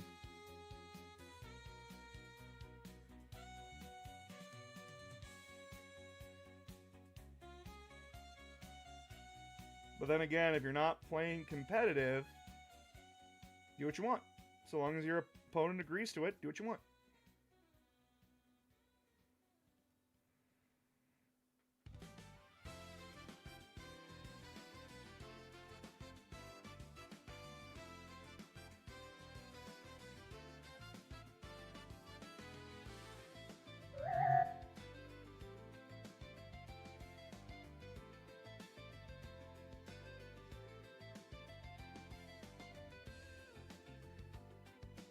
Do you think I'm coming? Do you think I'm then coming books involving the line? We'll finally find out who Cypher is. I don't know. Maybe, maybe not. I don't make predictions.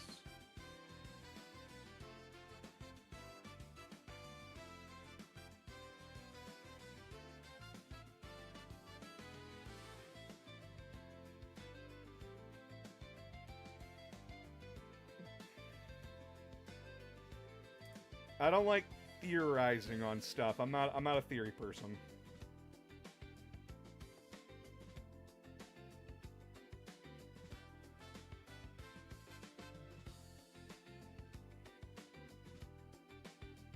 You know who is a theory person? Remlay's 40k, and we got him to, and we helped get him to 200,000 subscribers, which means he has to suffer through the Ultramarine movie. Ah, something you already watched and is already scripted. Hi, Remlays.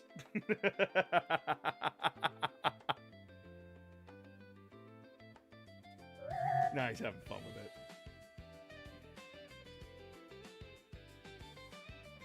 I'm very happy that I could help a person I've been a fan of for like ever reach a goal, dude. I'm so fucking happy about that, genuinely. He fucking deserves it. He works so fucking hard. He's such a cool dude, and just...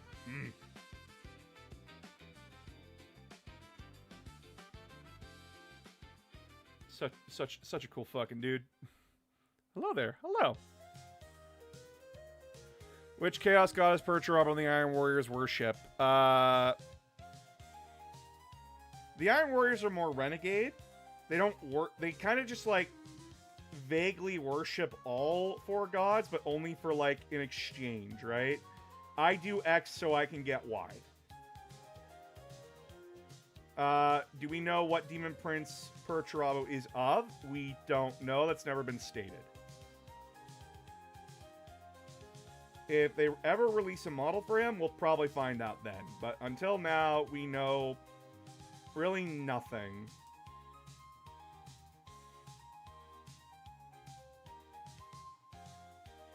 And we're probably not going to know anything for a while. My question is, 40k Universe hard to grasp because I want to buy the books? It's not hard to grasp. I would never say it's hard to grasp. There's just a lot.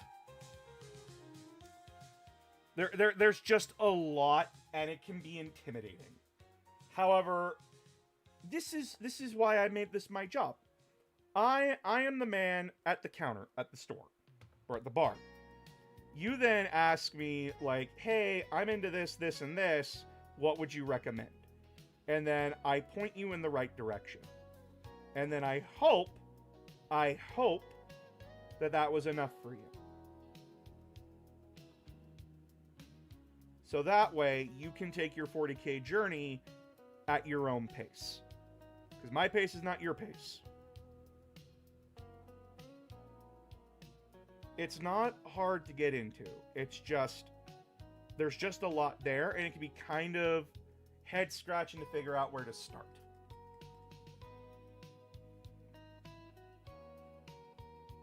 And there's a lot of good places to start. For one, Black Library has released a new app where you can buy the books digitally, whether they be audiobooks or like ebooks. But if you want more like physical stuff, it's good to use that as like a way to find out books that you want to try, and then go find the physical books and order them online or something like that, or go to your local store and see if you can get them ordered in.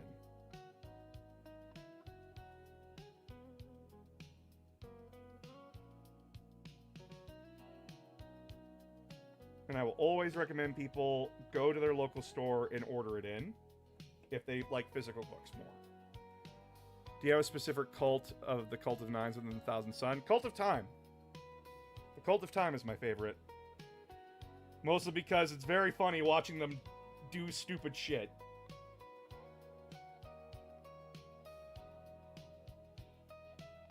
Ah, yes, I figured out time travel. Oh no!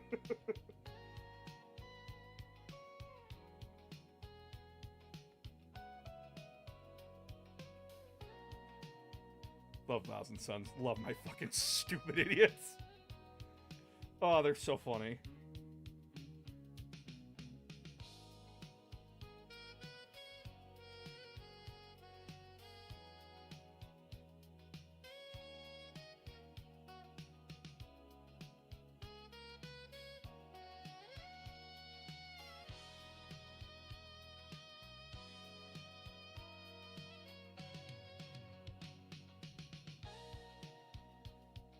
Haha, I've managed to time travel back to the past. Is that a fucking dinosaur? Gets eaten. Goes back in time, sees Trazyn the Infinite, both just casually wave at each other. Trazyn throws a Pokeball at them, goes from there.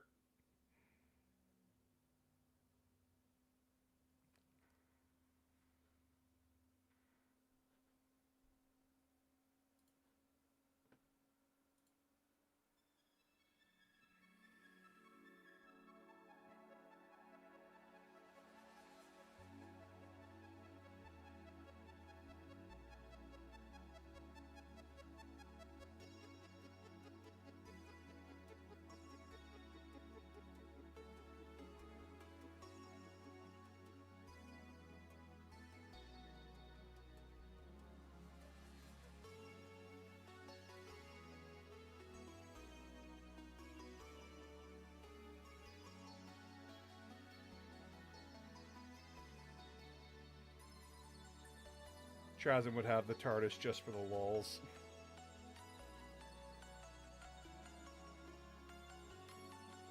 Sire, I found a new recap machine, but I think it's broken. Should I turn it into a cannon and see if we can blast the Xenos filth with it? Throw it in a dump. It's broken. If it's broken, it's broken. Or recycle it for parts.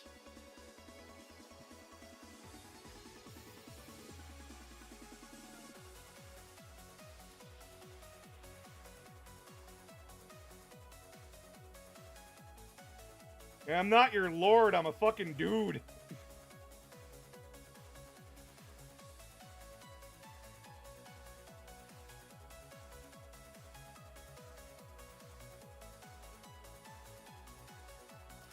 I really like the Rogue Trader game. I can't wait to see how funny Trazyn is. What book would you recommend to start Thousand Suns with? A Thousand Suns! Their first Horus Heresy book. You pretty much get the idea of the Legion from that entire book.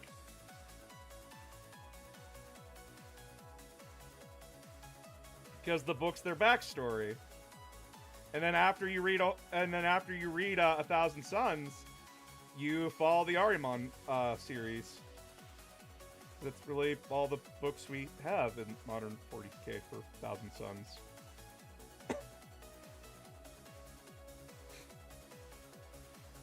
I'm not sad, you're sad. Shut up.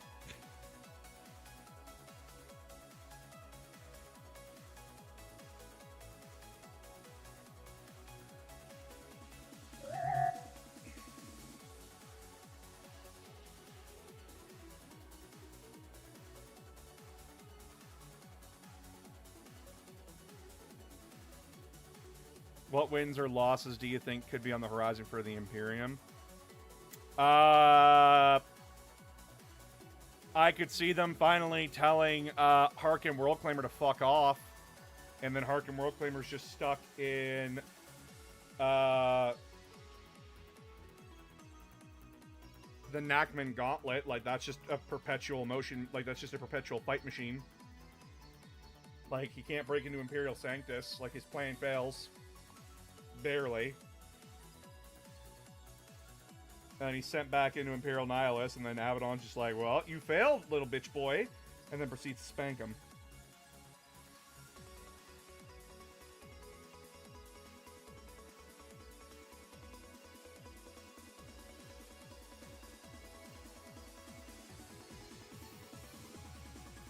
That's all I got. I'd like to think Trazyn has a voice modulator to him to sound like David Attenborough if he gives tours of the collection.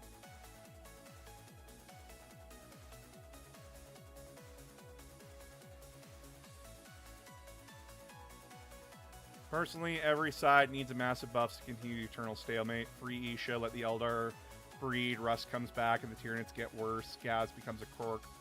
Stop that. Korks are gone.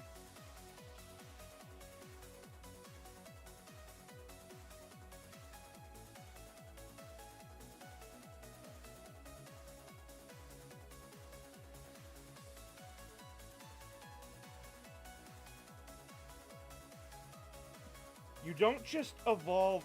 Guys, this isn't a situation of, like, return to Crab. Why do you all want Korks back? You don't even know what a Kork looks like. They've never been described nor depicted. They're orcs.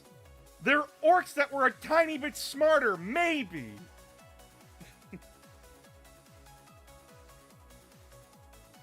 We have no idea what the fuck they were.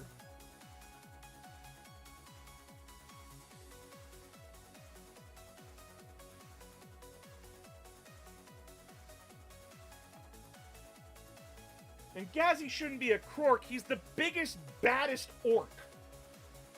You turn him into a Kork, he's no longer an orc.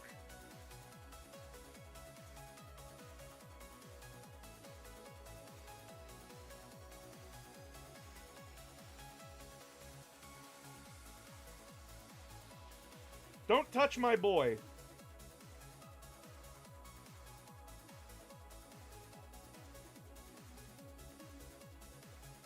He's perfect. He's my perfect big dumbass, and I love him. The Kork would be boring.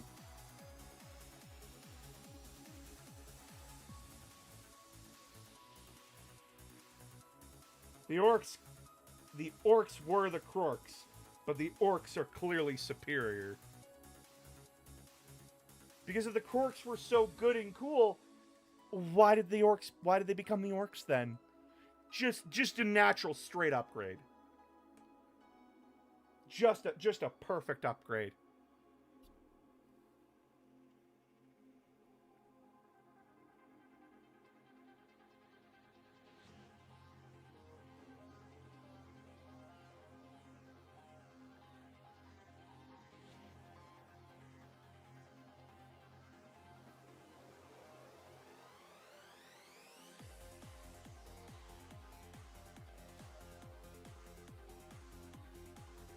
And I'm not meaning to, like, shit on your parade. I'm not meaning to shit on your parade.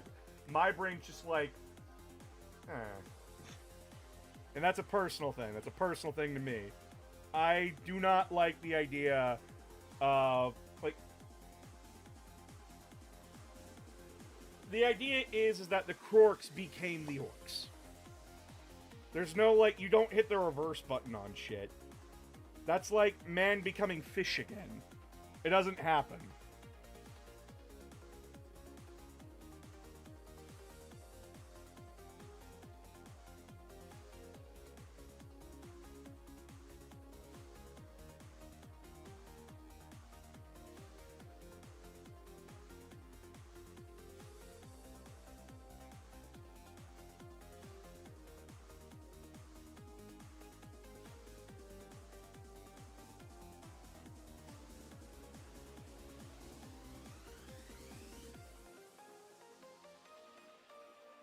And who knows, maybe I'm wrong. Maybe they do that with Ghazghkull. I won't like it. But maybe they do that, and I just sit here and be a grumpy person.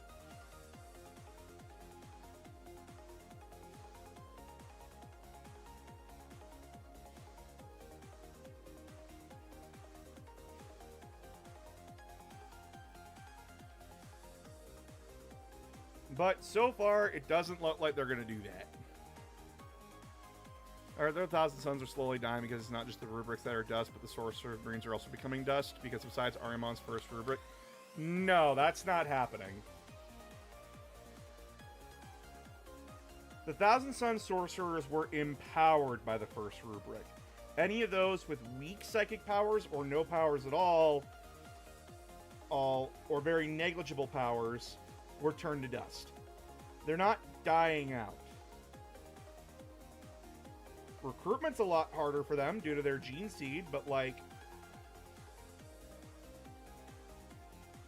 they're not dying out. And if they want to make more rubrics, they just kidnap a bunch of Marines and turn them into rubrics.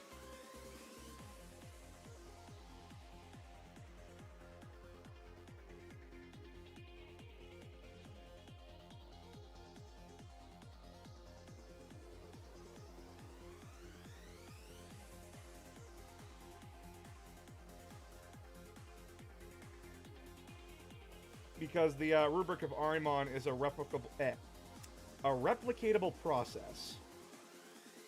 I can't speak English today. I'm struggling today, Chad. I'm sorry. They need a Spire Guard back for 40k. Oh, I agree! The Emperor's Children... Like, guys. Don't hate on me for this. But I am going to say this very bluntly. World Eaters, Emperor's Children, and 1,000 Suns need a bit of a roster update. I know we just all got the Defiler. I know. And I know a lot of people are going to say, no, fuck off. You don't need anything else. No, I think 1,000 Suns do. You know why? A, we don't have a dedicated anti-tank unit. And B, our only good melee units are Zangors and Terminators. Where the fuck are my Hecatonian blades, dude? Where the fuck are my blade guys? We had an entire squad in Horus Heresy that used swords. I want that unit back. I want a more elite, anti-elite unit. That isn't just tanks. Or squishy infantry.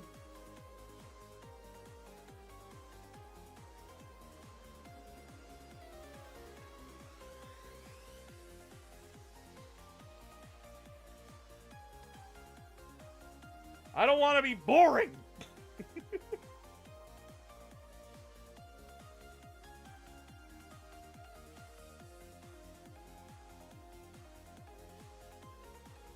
Said this before, but you're awesome. Oh, thank you. My Emperor's Children need some love. You know what Emperor's Children need? Bikes! Why do they not have bikes?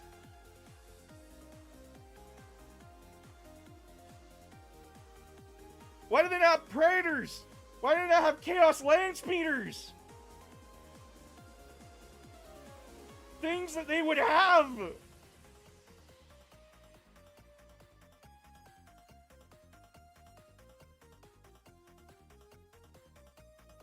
And I get it. Like, model designs take time. Like, listen, I'm not saying, like, right now. They don't need it, like, sooner rather than later. Appreciate.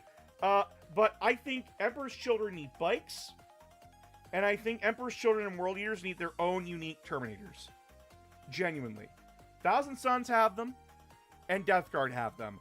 Why do Emperor's Children and World Eaters not have their own unique Terminators? Yes, I know we have, like, the special 8-bound and Exalted 8-bound, and then for the Emperor's Children we have Flawless Blades. Those are fine. I like those.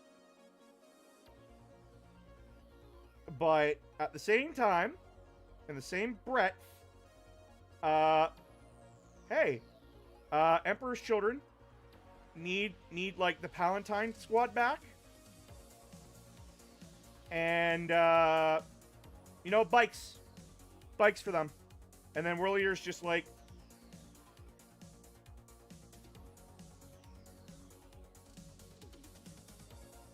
I really don't know what the World Eaters would really need outside of, like, their own Terminator unit.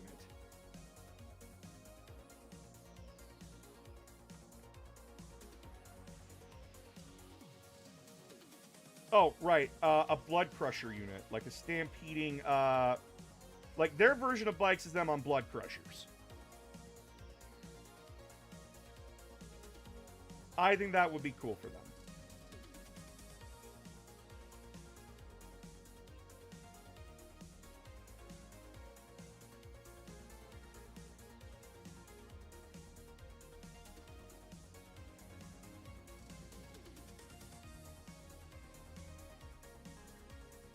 World Eaters ought to get Red Butchers. Yeah, like, that would be their Terminator unit, the Red Butchers.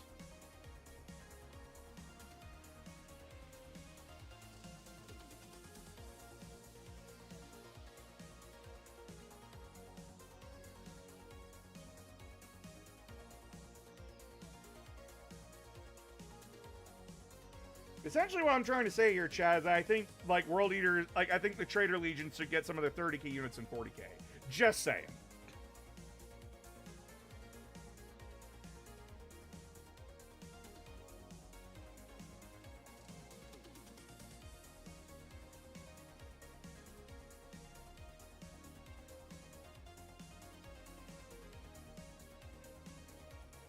Because, like, the Flawless Blades are just the corrupted version of the Palatine Blade Squad from Horus Heresy.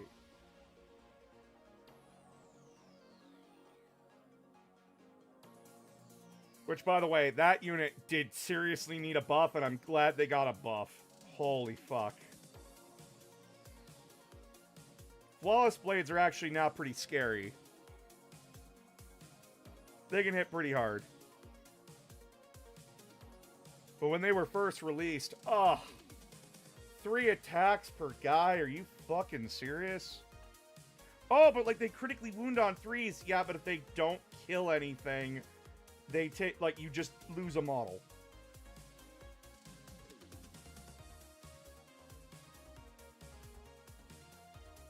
And then, like, you need to build, like, an entire list around them, and it just wasn't worth it. And the Emperor's Children players didn't even do that. They just fucking spam Demon Princes. Are the Night Lords Armitar still a thing since Sev skipped town? Not clear. We know that some of them are still... We know that, like, some of the squads are still alive. But, like, the unit itself... that might just be a fluff thing for them specifically. And I don't know. I'd have to recheck. I doubt they're all gone, but like...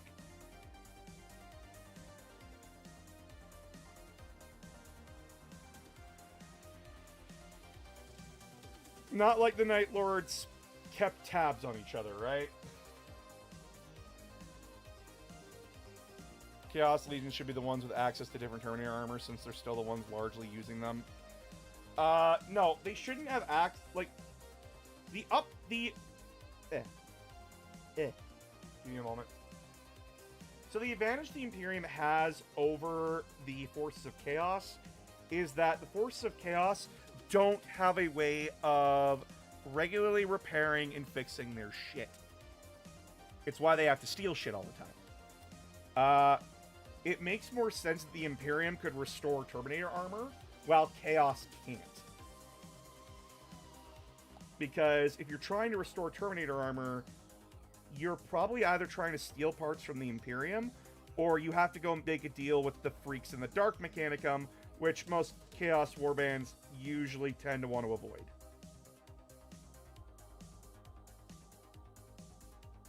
Because dealing with the Dark Mechanicum is not a desirable prospect. Because you don't know if they're just going to steal your shit.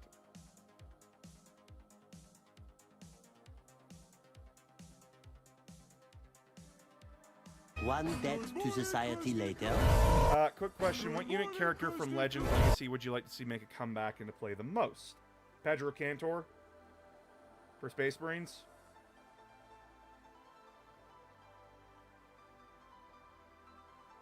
And then for, like, Necrons, I want that one Lord who has, like, Alzheimer's to come back. He was fun.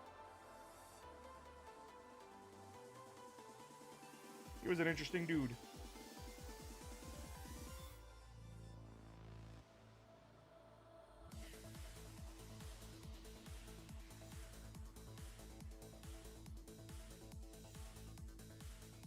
And then for Orcs, I'd like it to be Badruck, your pirate character.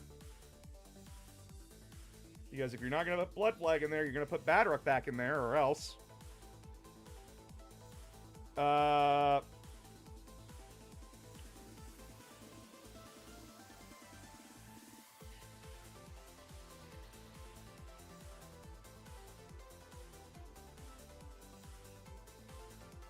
think the Eldar Striking Scorpion character should come back.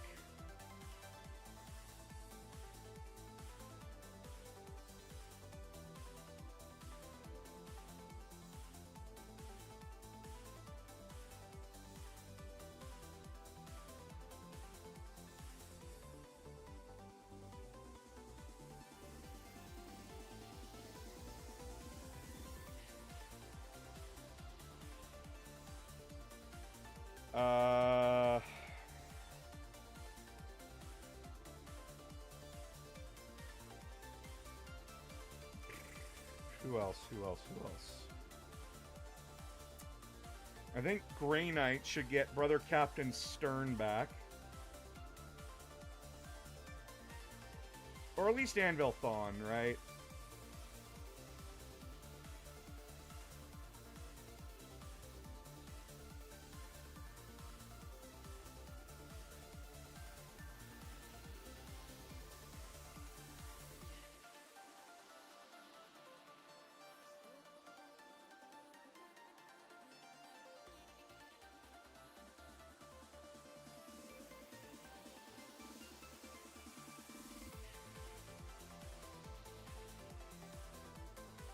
Good job on the need to know, by the way. Thank you. There was someone that did say, like, it moved, like, the text moved a little too fast. I'm like, I'm so sorry. I'm sorry. I don't have, so my wife helped, my wife has auditory, has problems with, like, auditory processing. So it was really helpful to have them help me on the videos. But then her job got stupid and complicated, and so she needed to stop helping me for a bit, and not having that valuable, not having that extra bit of, like, eyes and ears to help with the videos, it's been really hard to time stuff, and be like, okay, this is good timing for that, this is good timing for that, because I read faster than a lot of other people, and trying to keep that in mind when I'm editing the videos is really fucking hard. Because, like, when you get into a flow of something, you just kind of naturally go through it. And then you don't realize that you went too fast over something until someone points it out in the video. And you're just like, fuck!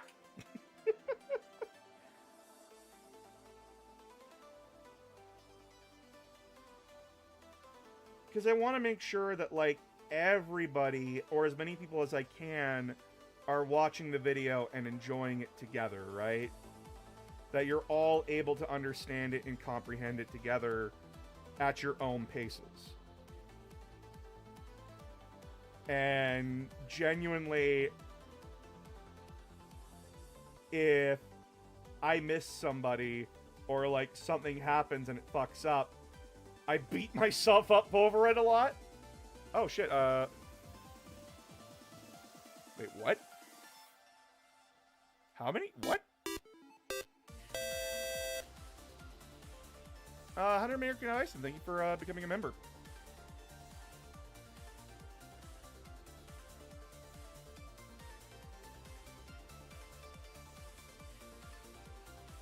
Yeah, like, it's rough.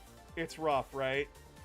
And you just kind of, like, sit there and go, like, fuck!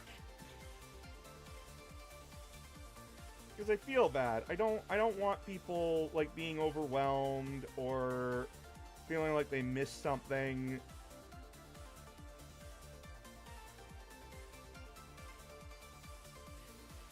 Because then that's a negative, and I don't want these people to have a negative experience. And the person's like, well, maybe I'm just a slow reader. And I'm like, no. You have a genuine criticism of the video. Don't shoot yourself in the foot.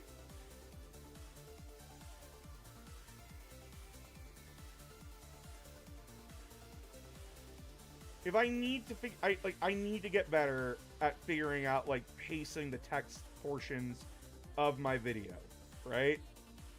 So they're not too long to the point where you're just like, move on, but not too short to the point where it's like, wait, I didn't catch that. What? And I know people are like, well, I just pause the video and read it anyway. Not everyone's pausing the video, and I know, like, I shouldn't be trying to please everybody, but, like, I need to make it accessible.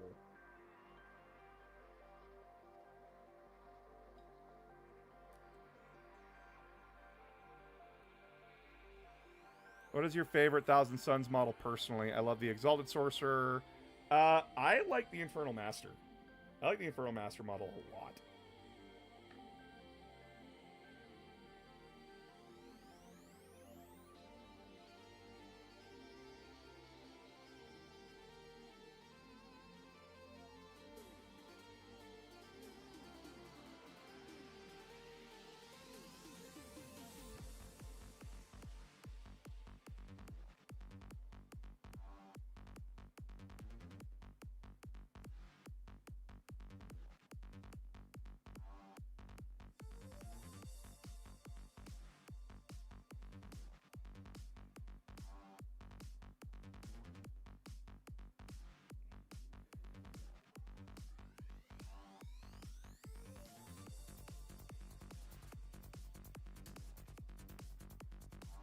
Hello.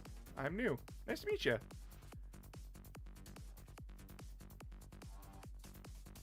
I tried asking this earlier on the stream, but would it be alright if I made a meme animation from the Thousand Suns cult audio? I just think it was really funny. Not if it's AI.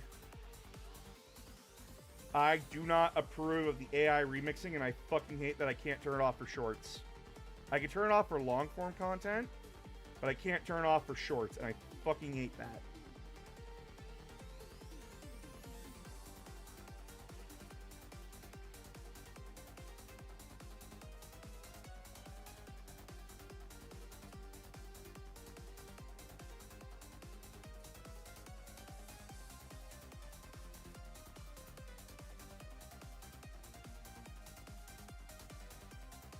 Like, I hate that YouTube's forcing that on me.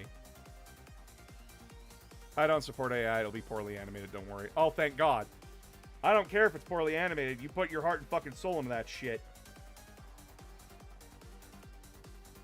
It could be two stick figures arguing, and I'll find that shit 1,000 times more entertaining than any AI slop.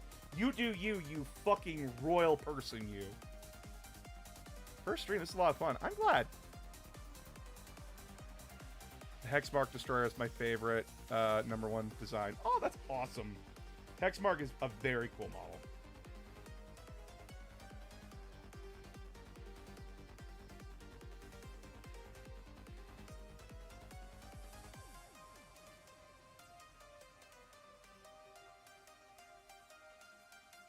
And fighting them has always been, like, a very interesting, like, interaction in 40k for me. Because they're gunslingers, and gunslingers are very interesting models to deal with. Because, like, if you aren't careful, they can punish you very badly. But if you aren't careful, they could get, like, instantly fucked. And I like that good balance of, like, them being, like, extremely scary in the right scenarios.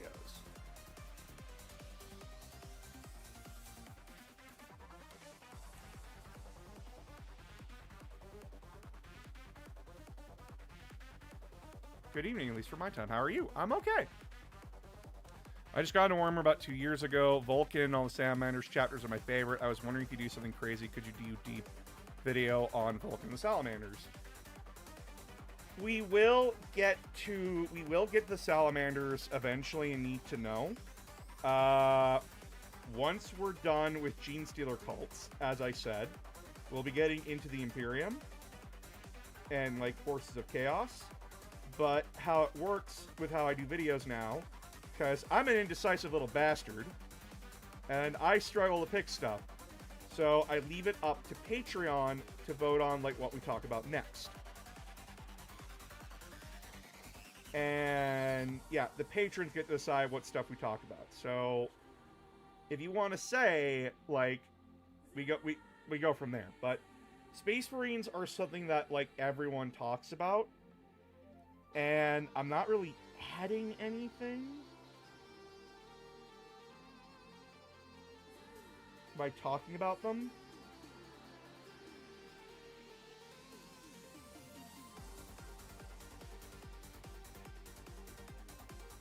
But if you want, like, if you want my unique way of breaking them down, we will get to them, I promise.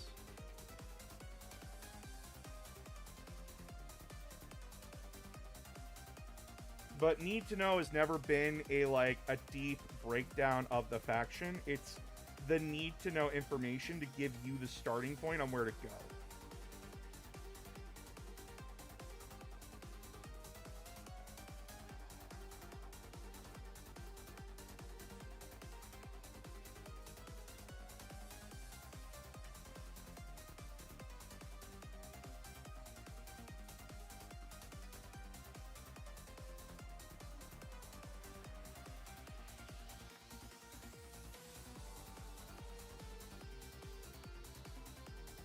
Because again, I don't want to overwhelm people. I want people to understand the faction at their own pace, get what they need to know, and then that gives them a guiding post from there.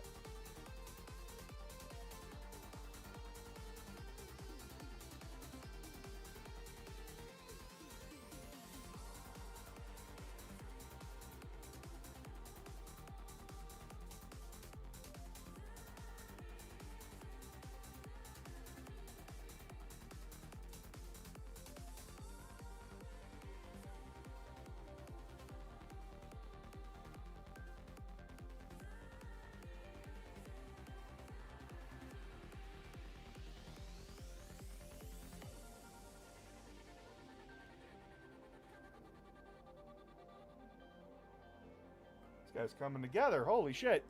I understand that, but from the videos I've seen, most last about 15 to 20 minutes, while other Space Marine chapters are 40 minutes to almost 2 hours. Yeah, and that just depends on how focused the chapter is in 40K's universe. The Salamanders, the White Scars, the Iron Hands, and the Raven Guard are a couple of legions that don't have a lot going on because they're not that popular. And I know a lot of people say that the Salamanders are their favorite legion, or the Salamanders are their favorite, but unless that translates to sales, GW doesn't really do that much with them. Because why throw money in something that doesn't make any money? Or doesn't make as much money as the others. The Salamanders, sadly, are just one of those chapters. And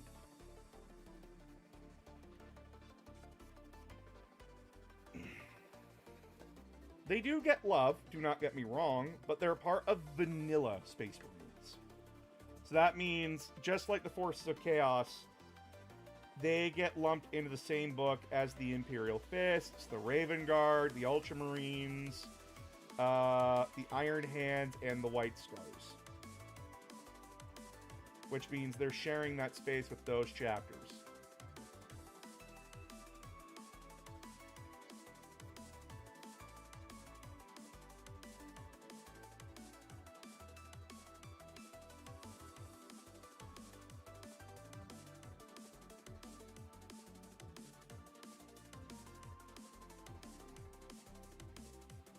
And outside of the Horus Heresy, which was just the Vulcan show, and I hate that I have to say that anything to involve the Salamanders in 30K was just the Vulcan show, it kind of doesn't give us a lot to talk about with them.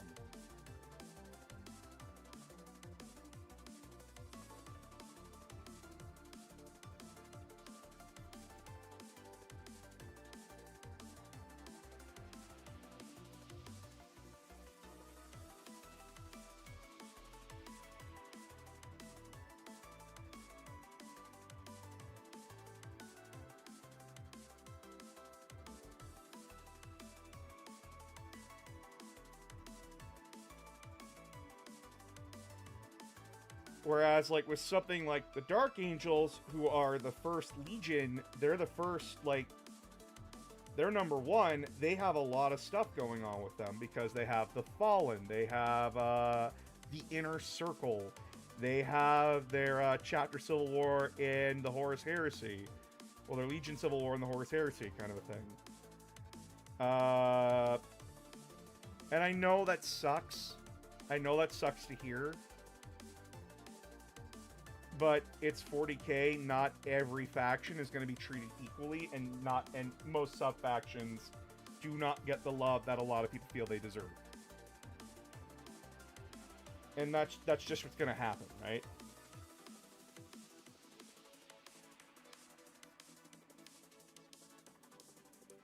But it does not mean we won't get to them.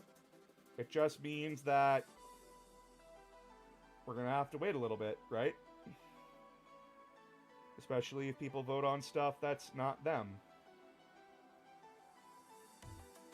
Because in my Patreon, I also have people, including my own mods, fuck you, TCOM, being like, when this, when that, right? For example, my mod TCOM, and I'm gonna call him out on this one on stream, fuck you, bitch, endearingly, he keeps asking, Exorcist video when? You know, a chapter with only a couple of paragraphs of information. Who only really appear in Badab War. Who are interesting, mind you. But there's not a lot there. Not enough to justify a Need to Know video. Because Need to Know needs to be, like, at least 15 minutes long. In my opinion. Because there's just not a lot there. I don't know, maybe I'll make like a Patreon exclusive thing where like we go over like specific chapters or something, I don't know. They have their own book. They have one book, TCOM! One book! And it doesn't go into that much!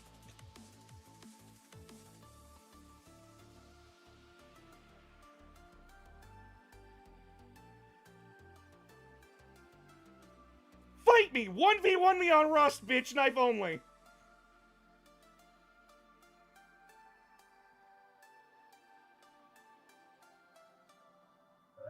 Like, I've been debating on how to tackle a lot of the, successor chapters, because I know, like, people are constantly asking, like, hey, what's the fluff of the Dark Krakens? What's the story behind, the Mantis Warriors, the Lamenters, so on and so forth.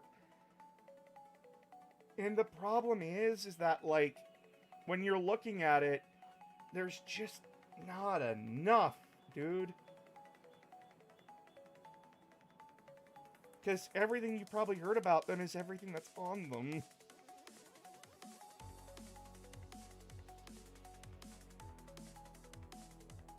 And that's not fun. That's not satisfying.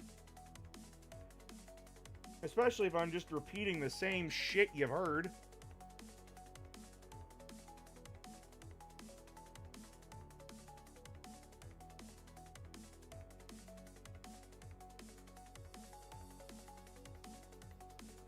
And it's very evident that some chapters walked so others could run. And I hate that I had to say that. Could compile a collection of things into one video. Probably. Hello, first stream. What's going on? Yeah, like, that's what I was debating there, old school. Like, maybe do, like, what I do with the mech reviews and, like, rapid fire them. Like, do a short video on each and every chapter about why they're unique in their own way, and go from there.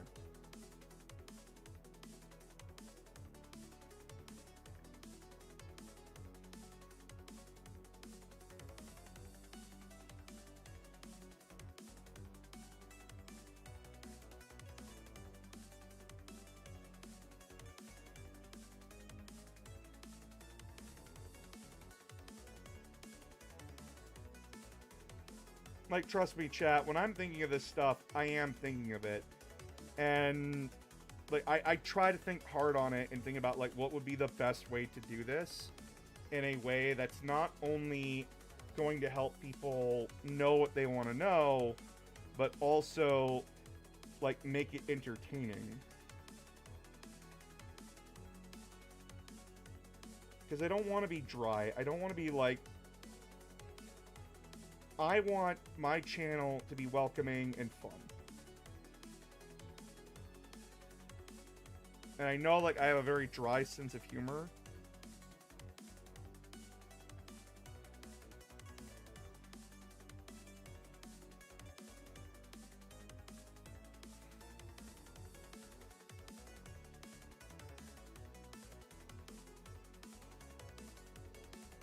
Damn, he came out fine.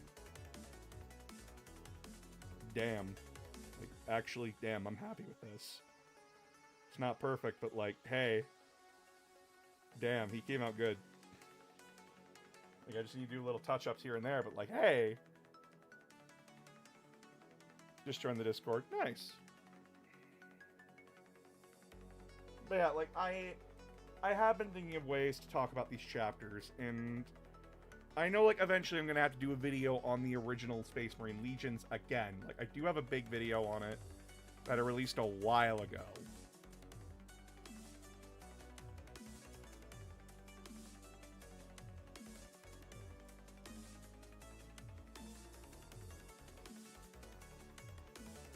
But it's out of date and it's from TikTok, so...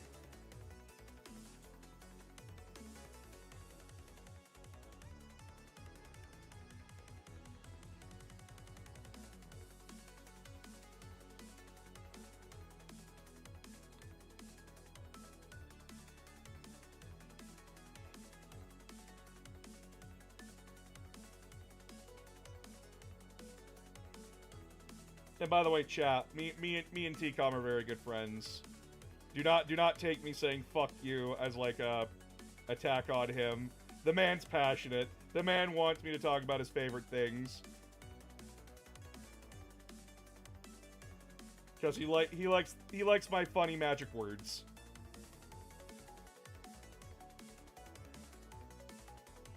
It is a genuine place of love that he does it from. It's just, at the same time, I'm like, fuck you.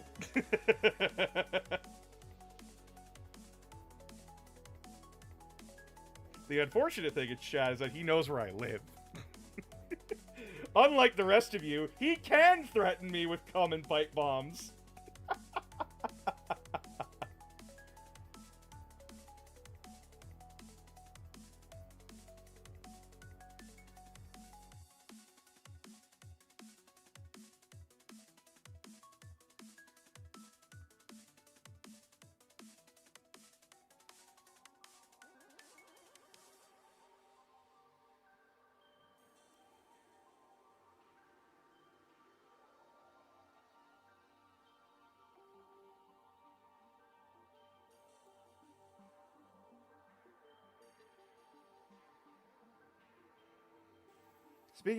Speaking of that, like, short series, I do need to do videos for that, and I do plan on, like, rapid firing some, like, in the last week before I leave. As soon as Chaos Rising's done, I'm gonna, like, rapid fire a handful and then go from there. So maybe that would be a good time to do it. Do one for Battletech, one for 40k, and then do a chapter. He can go to your house and yell, "What shit are you saying about me?" Well, he'd have to come from his country to mine. But he could do it. He could do it. His money person might be mad at him if he does that, but like, the man does love giving me panic attacks. 2 questions. In your opinion, could Rogaldorn come back? And if he did, do you think he would treat the Black Templars? Could he come back? Maybe. It's GW. They can do what they want. I don't think he should, but just because I don't think it doesn't mean it won't happen. What would you think of the Black Templars? If we're going off his personality in 30k, because that's all we have to go on, he'd fucking despise them.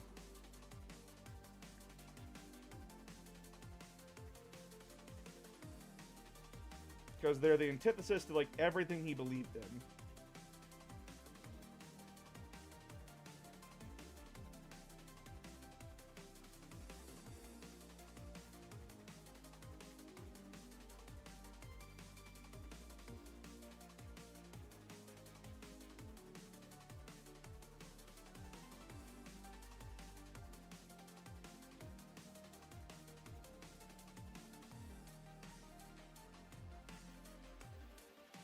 One debt to society later. Your vids make my day. Never stop doing what you're doing. Oh, thank you. By the way, chat, we broke 60k. Send help, please. I don't know what to do.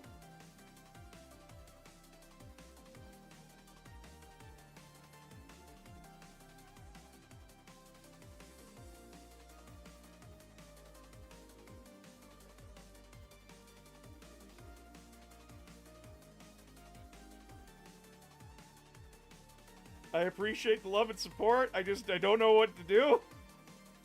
Panic. Brain flummoxed.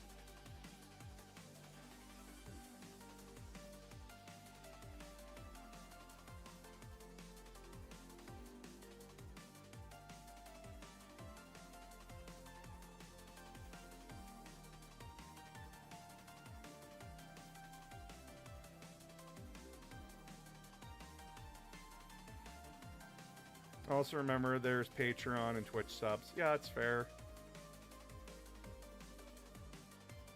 You could dance. Oh, you don't want to see me dance. You don't want to see me dance. Oh, my dancing is terrible, chat.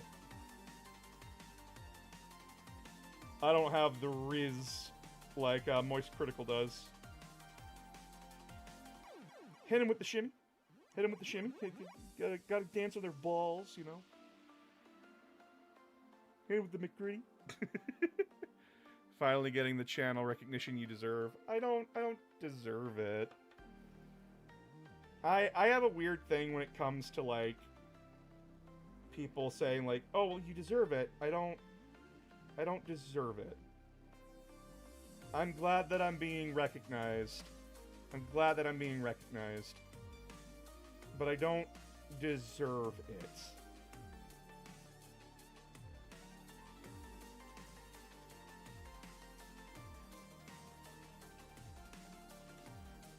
I'm just happy that people are enjoying my stuff and that they subscribe. That's all I'm happy about.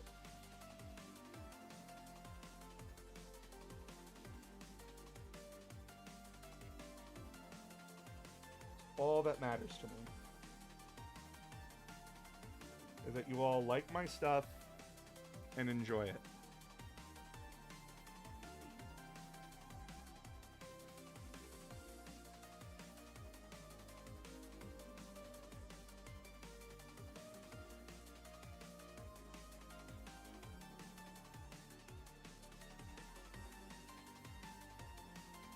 You make me laugh. I'm glad. I have literally linked your need to know playlist to everybody I know with even a passing interest in learning 40k. You do good work, my guy. I'm glad. I'm glad that you guys, like, again, I'm not saying, like, I don't do good work. Because if I didn't do good work, you guys wouldn't be watching. It's just my brain is...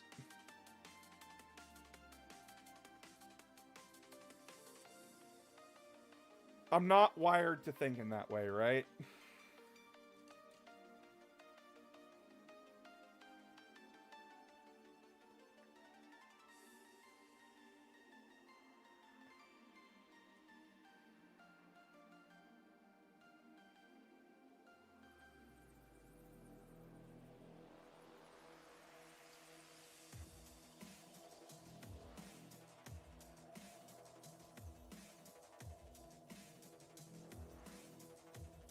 And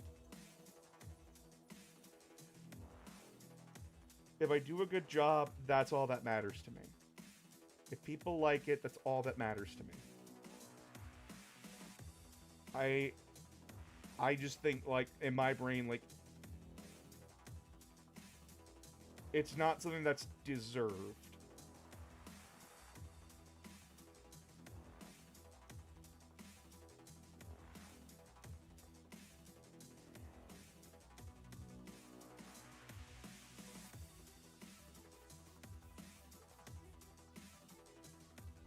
It's just, I'm happy it's working out.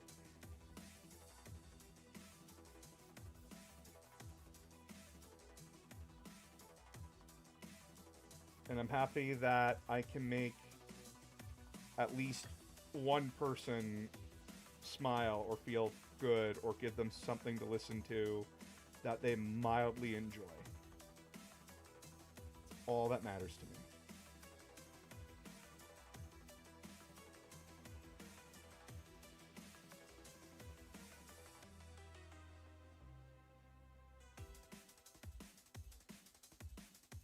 Battletech question. Oop. Where'd that go? Oh no, you didn't. Oh, there we go. Do you have your preferred light, medium, heavy, and assault mechs? If so, what are they? Light mech is the Puma, or the Adder, as it's called. Medium mech is the Bushwhacker. Heavy mech is the Cataphract. And assault mech is the Marauder. Marauder 2C specifically. I like the Marauder. Marauder's fun.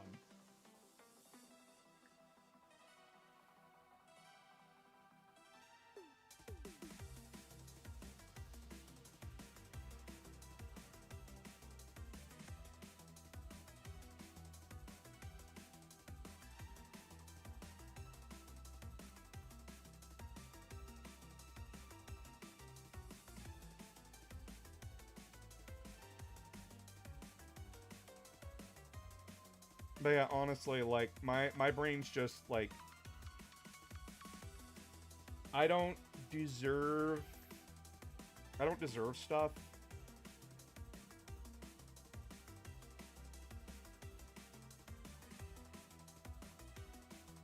Because that feels wrong in my brain, right? Like, oh, well, you deserve it. No, I don't.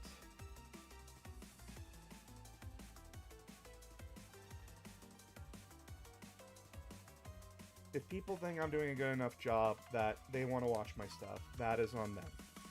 And that makes me happy enough. Do you have a fave house, a fave clan? House Merrick. Fuck you, House Merrick. You've made House Merrick worse. House Merrick and House Davian are natural enemies. Like House Merrick and House Lau, or House Merrick and like House Merrick and House Merrick. Damn Merricks, they ruined House Merrick.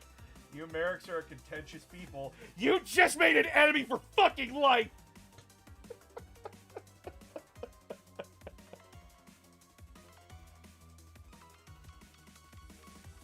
As for clans, I haven't really looked too deep into the clans to really have a favorite. Like, playing Clan Ghost Bear, Ghost Bear, Smoke Jaguar, and Clan Wolf DLCs for MechWarrior 5 clans you get a good insight into what makes them tick.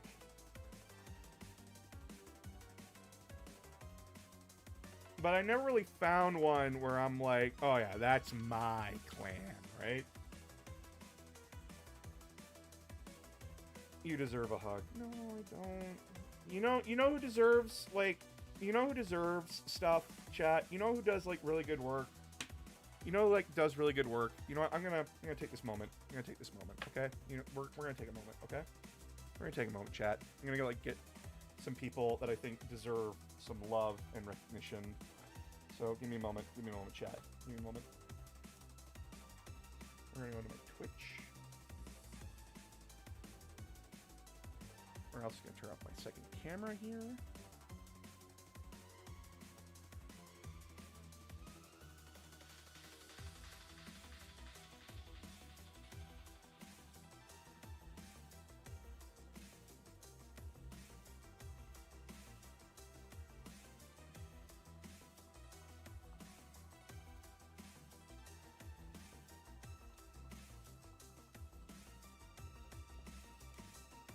Sorry, I'm grabbing a few things.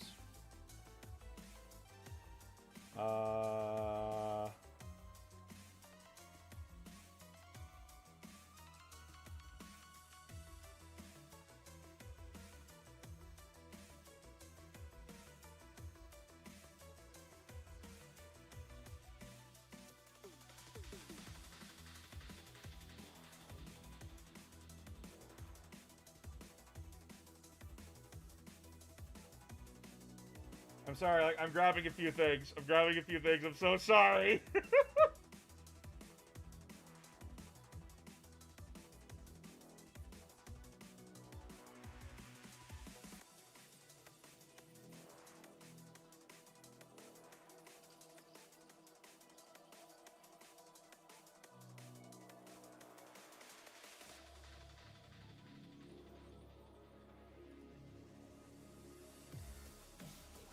So I'm gonna walk you guys through it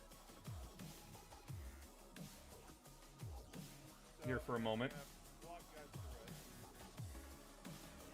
If I could shut up myself in the background. There's my boy Erebus Hex. The man is having to start over because he got fucked over by some dickheads in his past. But he's a very sweet guy, a very wonderful guy. He deserves love. And you know who else deserves love? Mitsuki Wizard. Mitsuki Wizard's a very wonderful person. They just commissioned some art, and they consider me a homie. They consider me a part of their group. She fucking deserves love, too. These two people deserve love. You know who else deserves love? One of my first streaming friends ever, Lost in Spiral. She fucking deserves love, too. She does such hard fucking work. She's an amazing person. And yeah, she's not into 40K, but she's doing her best, and she's wonderful. She's funny. She's a very talented person, a very wonderful person. And ignore her being a snake girl. Ignore her being a snake girl. This is more than that. Then there's Froggy. Look at Froggy. Froggy's awesome. She's a wonderful person. She's very nice, and she's wonderful. We'll talk shit. We'll talk shit, and it's funny. It is funny when she talks shit. And then there's Gremlin May. Someone who has worked so damn hard. Who works so damn hard on her shit. Who is trying her fucking best. And deserves so much love. And is just a wonderful person. These people deserve it. These people deserve it. They worked so fucking hard. And I want them to succeed. I want them to succeed. I want them to be here. Because they're awesome. And they're wonderful people. And I can't...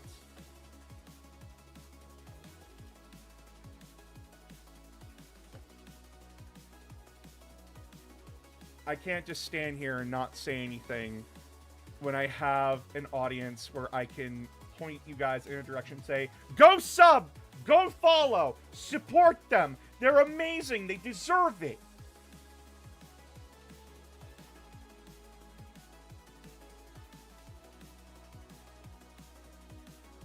And if I can do that, then that's what matters to me.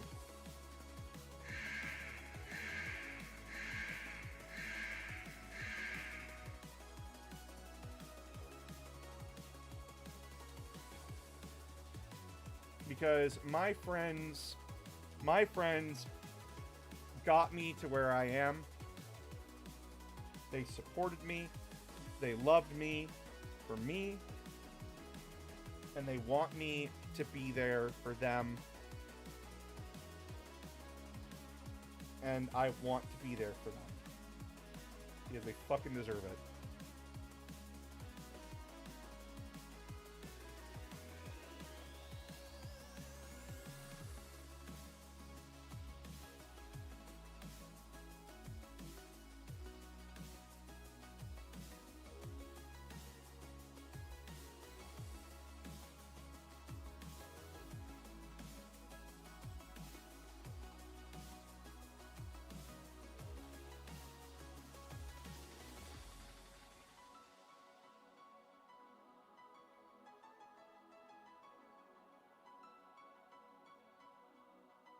Even if it means that I have to play Dokapon Kingdom more with Erebus and Mitsuki and have to suffer more through that game, I'm more than willing to do it.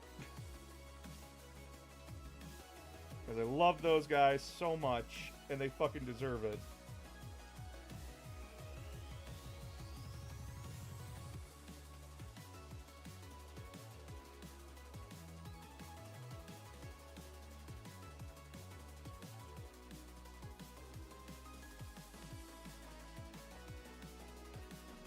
And even if we don't have all the time to talk, even if they're busy,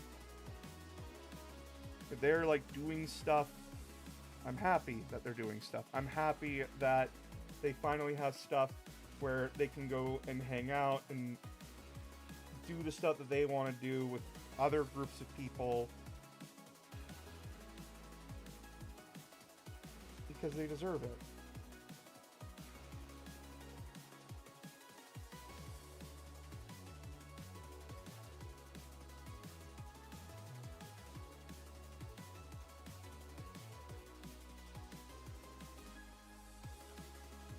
Because they work so fucking hard, and they're so fucking amazing and cool.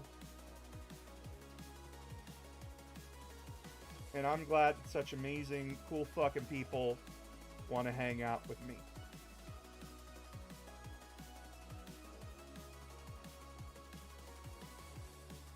Because they're cool. And they bless me just by being my friend. They bless me just by interacting with me. And just getting to talk to them is so nice. Especially with like how isolating this job has been for me.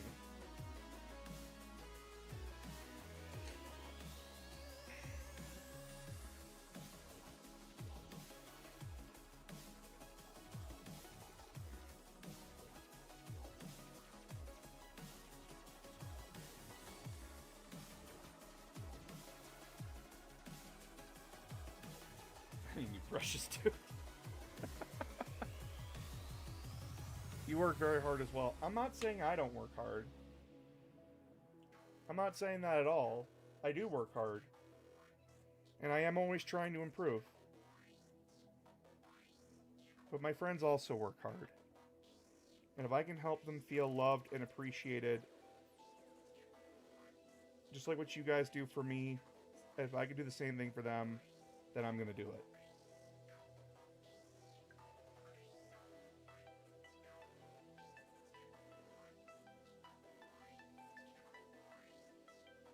Because unlike them, I had some advantages. And as Erebus and May have made it known, they didn't have the same advantages that I did.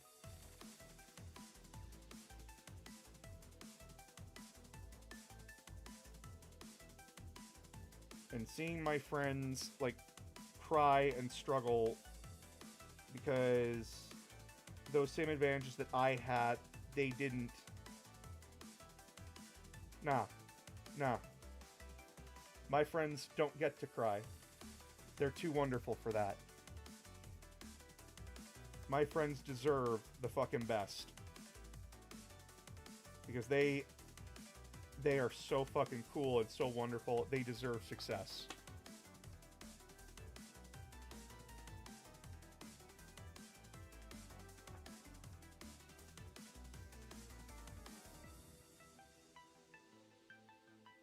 And if one dumbass mole man who loves 40K to an autistic degree can give them just a little push, I'm gonna fucking do it. And I know that these people aren't everyone's cup of tea.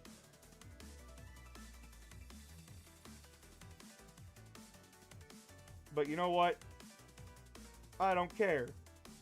They're wonderful and they deserve it. And if I can find like at least one more fan for them, for that fan to follow them, I'm gonna do it. And have I always been good at promoting myself or my friends? No, I suck at promoting. I have no idea what I'm doing.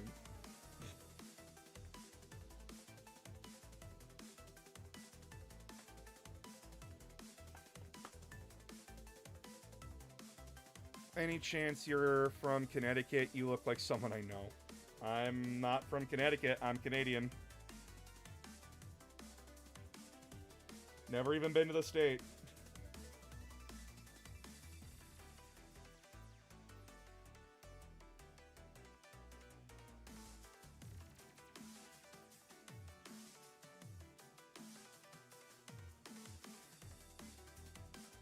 I have been to the States before, but only on my honeymoon, and that was in Florida, because I had a friend down there who could help. Fellow Connect. Yep. And I'm probably going to have to keep saying that forever.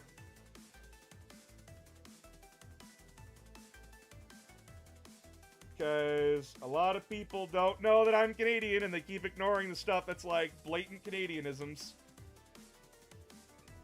They'll all be saying Canadian content creator.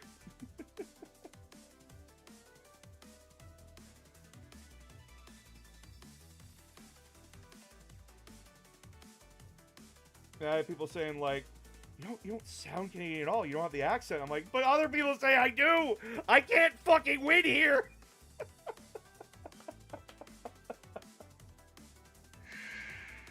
Son of a bitch. Nox, thank you for the follow. Say a boot. Oh, you want me to speak Canadian, eh? Well, you know, we Canadians have a very rich textured history, eh? One where we kicked your fucking ass in the War of 1812, motherfucker, and ye keep forgetting about it.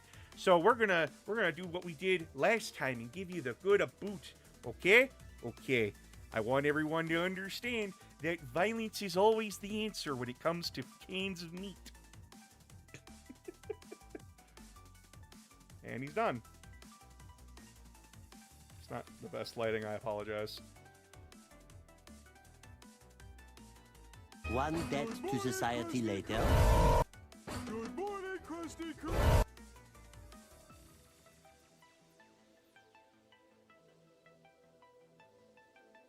And we'll enlarge this now.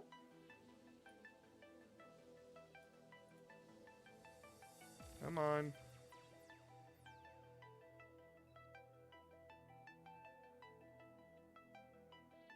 Focus.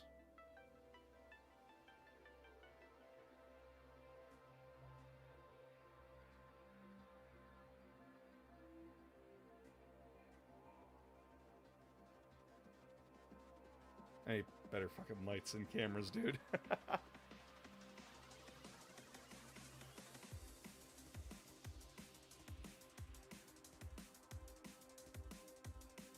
Anyway. Hey! We made it through an entire stream without it freaking the fuck out. We made it through an entire stream, chat. Holy shit. A miracle has happened. Oh my god.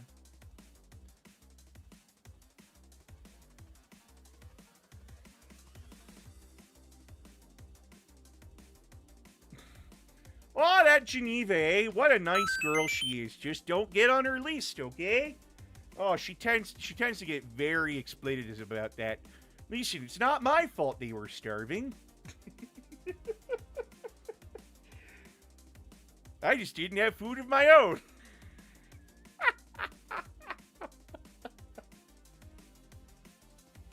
Oh, but they learned real quick what a Canadian sandwich is.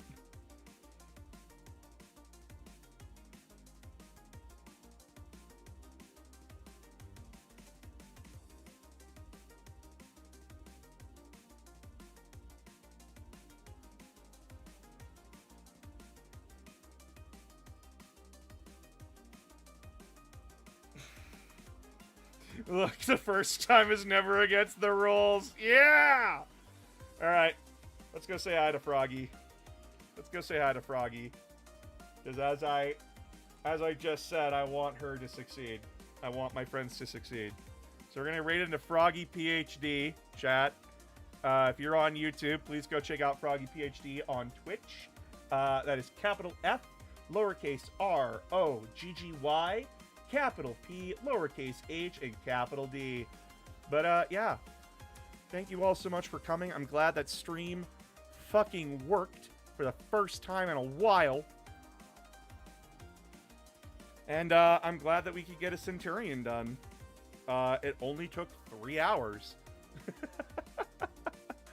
But, until next time, chat, hopefully we can stream on Wednesday this coming week. I am working on Chaos Rising. That should be done by the end of the week, which will come out on Saturday on Patreon, which will be the 13th, and then it'll come out on the 20th when I'm gone on YouTube. But, yeah, so if you want to join the Patreon, it's only $5 a month, but if you don't have the money, watch for yourself first. Always, always, always look after yourself first. But until then, chat, I love you all, and I'll talk to you all later. Good night, everybody.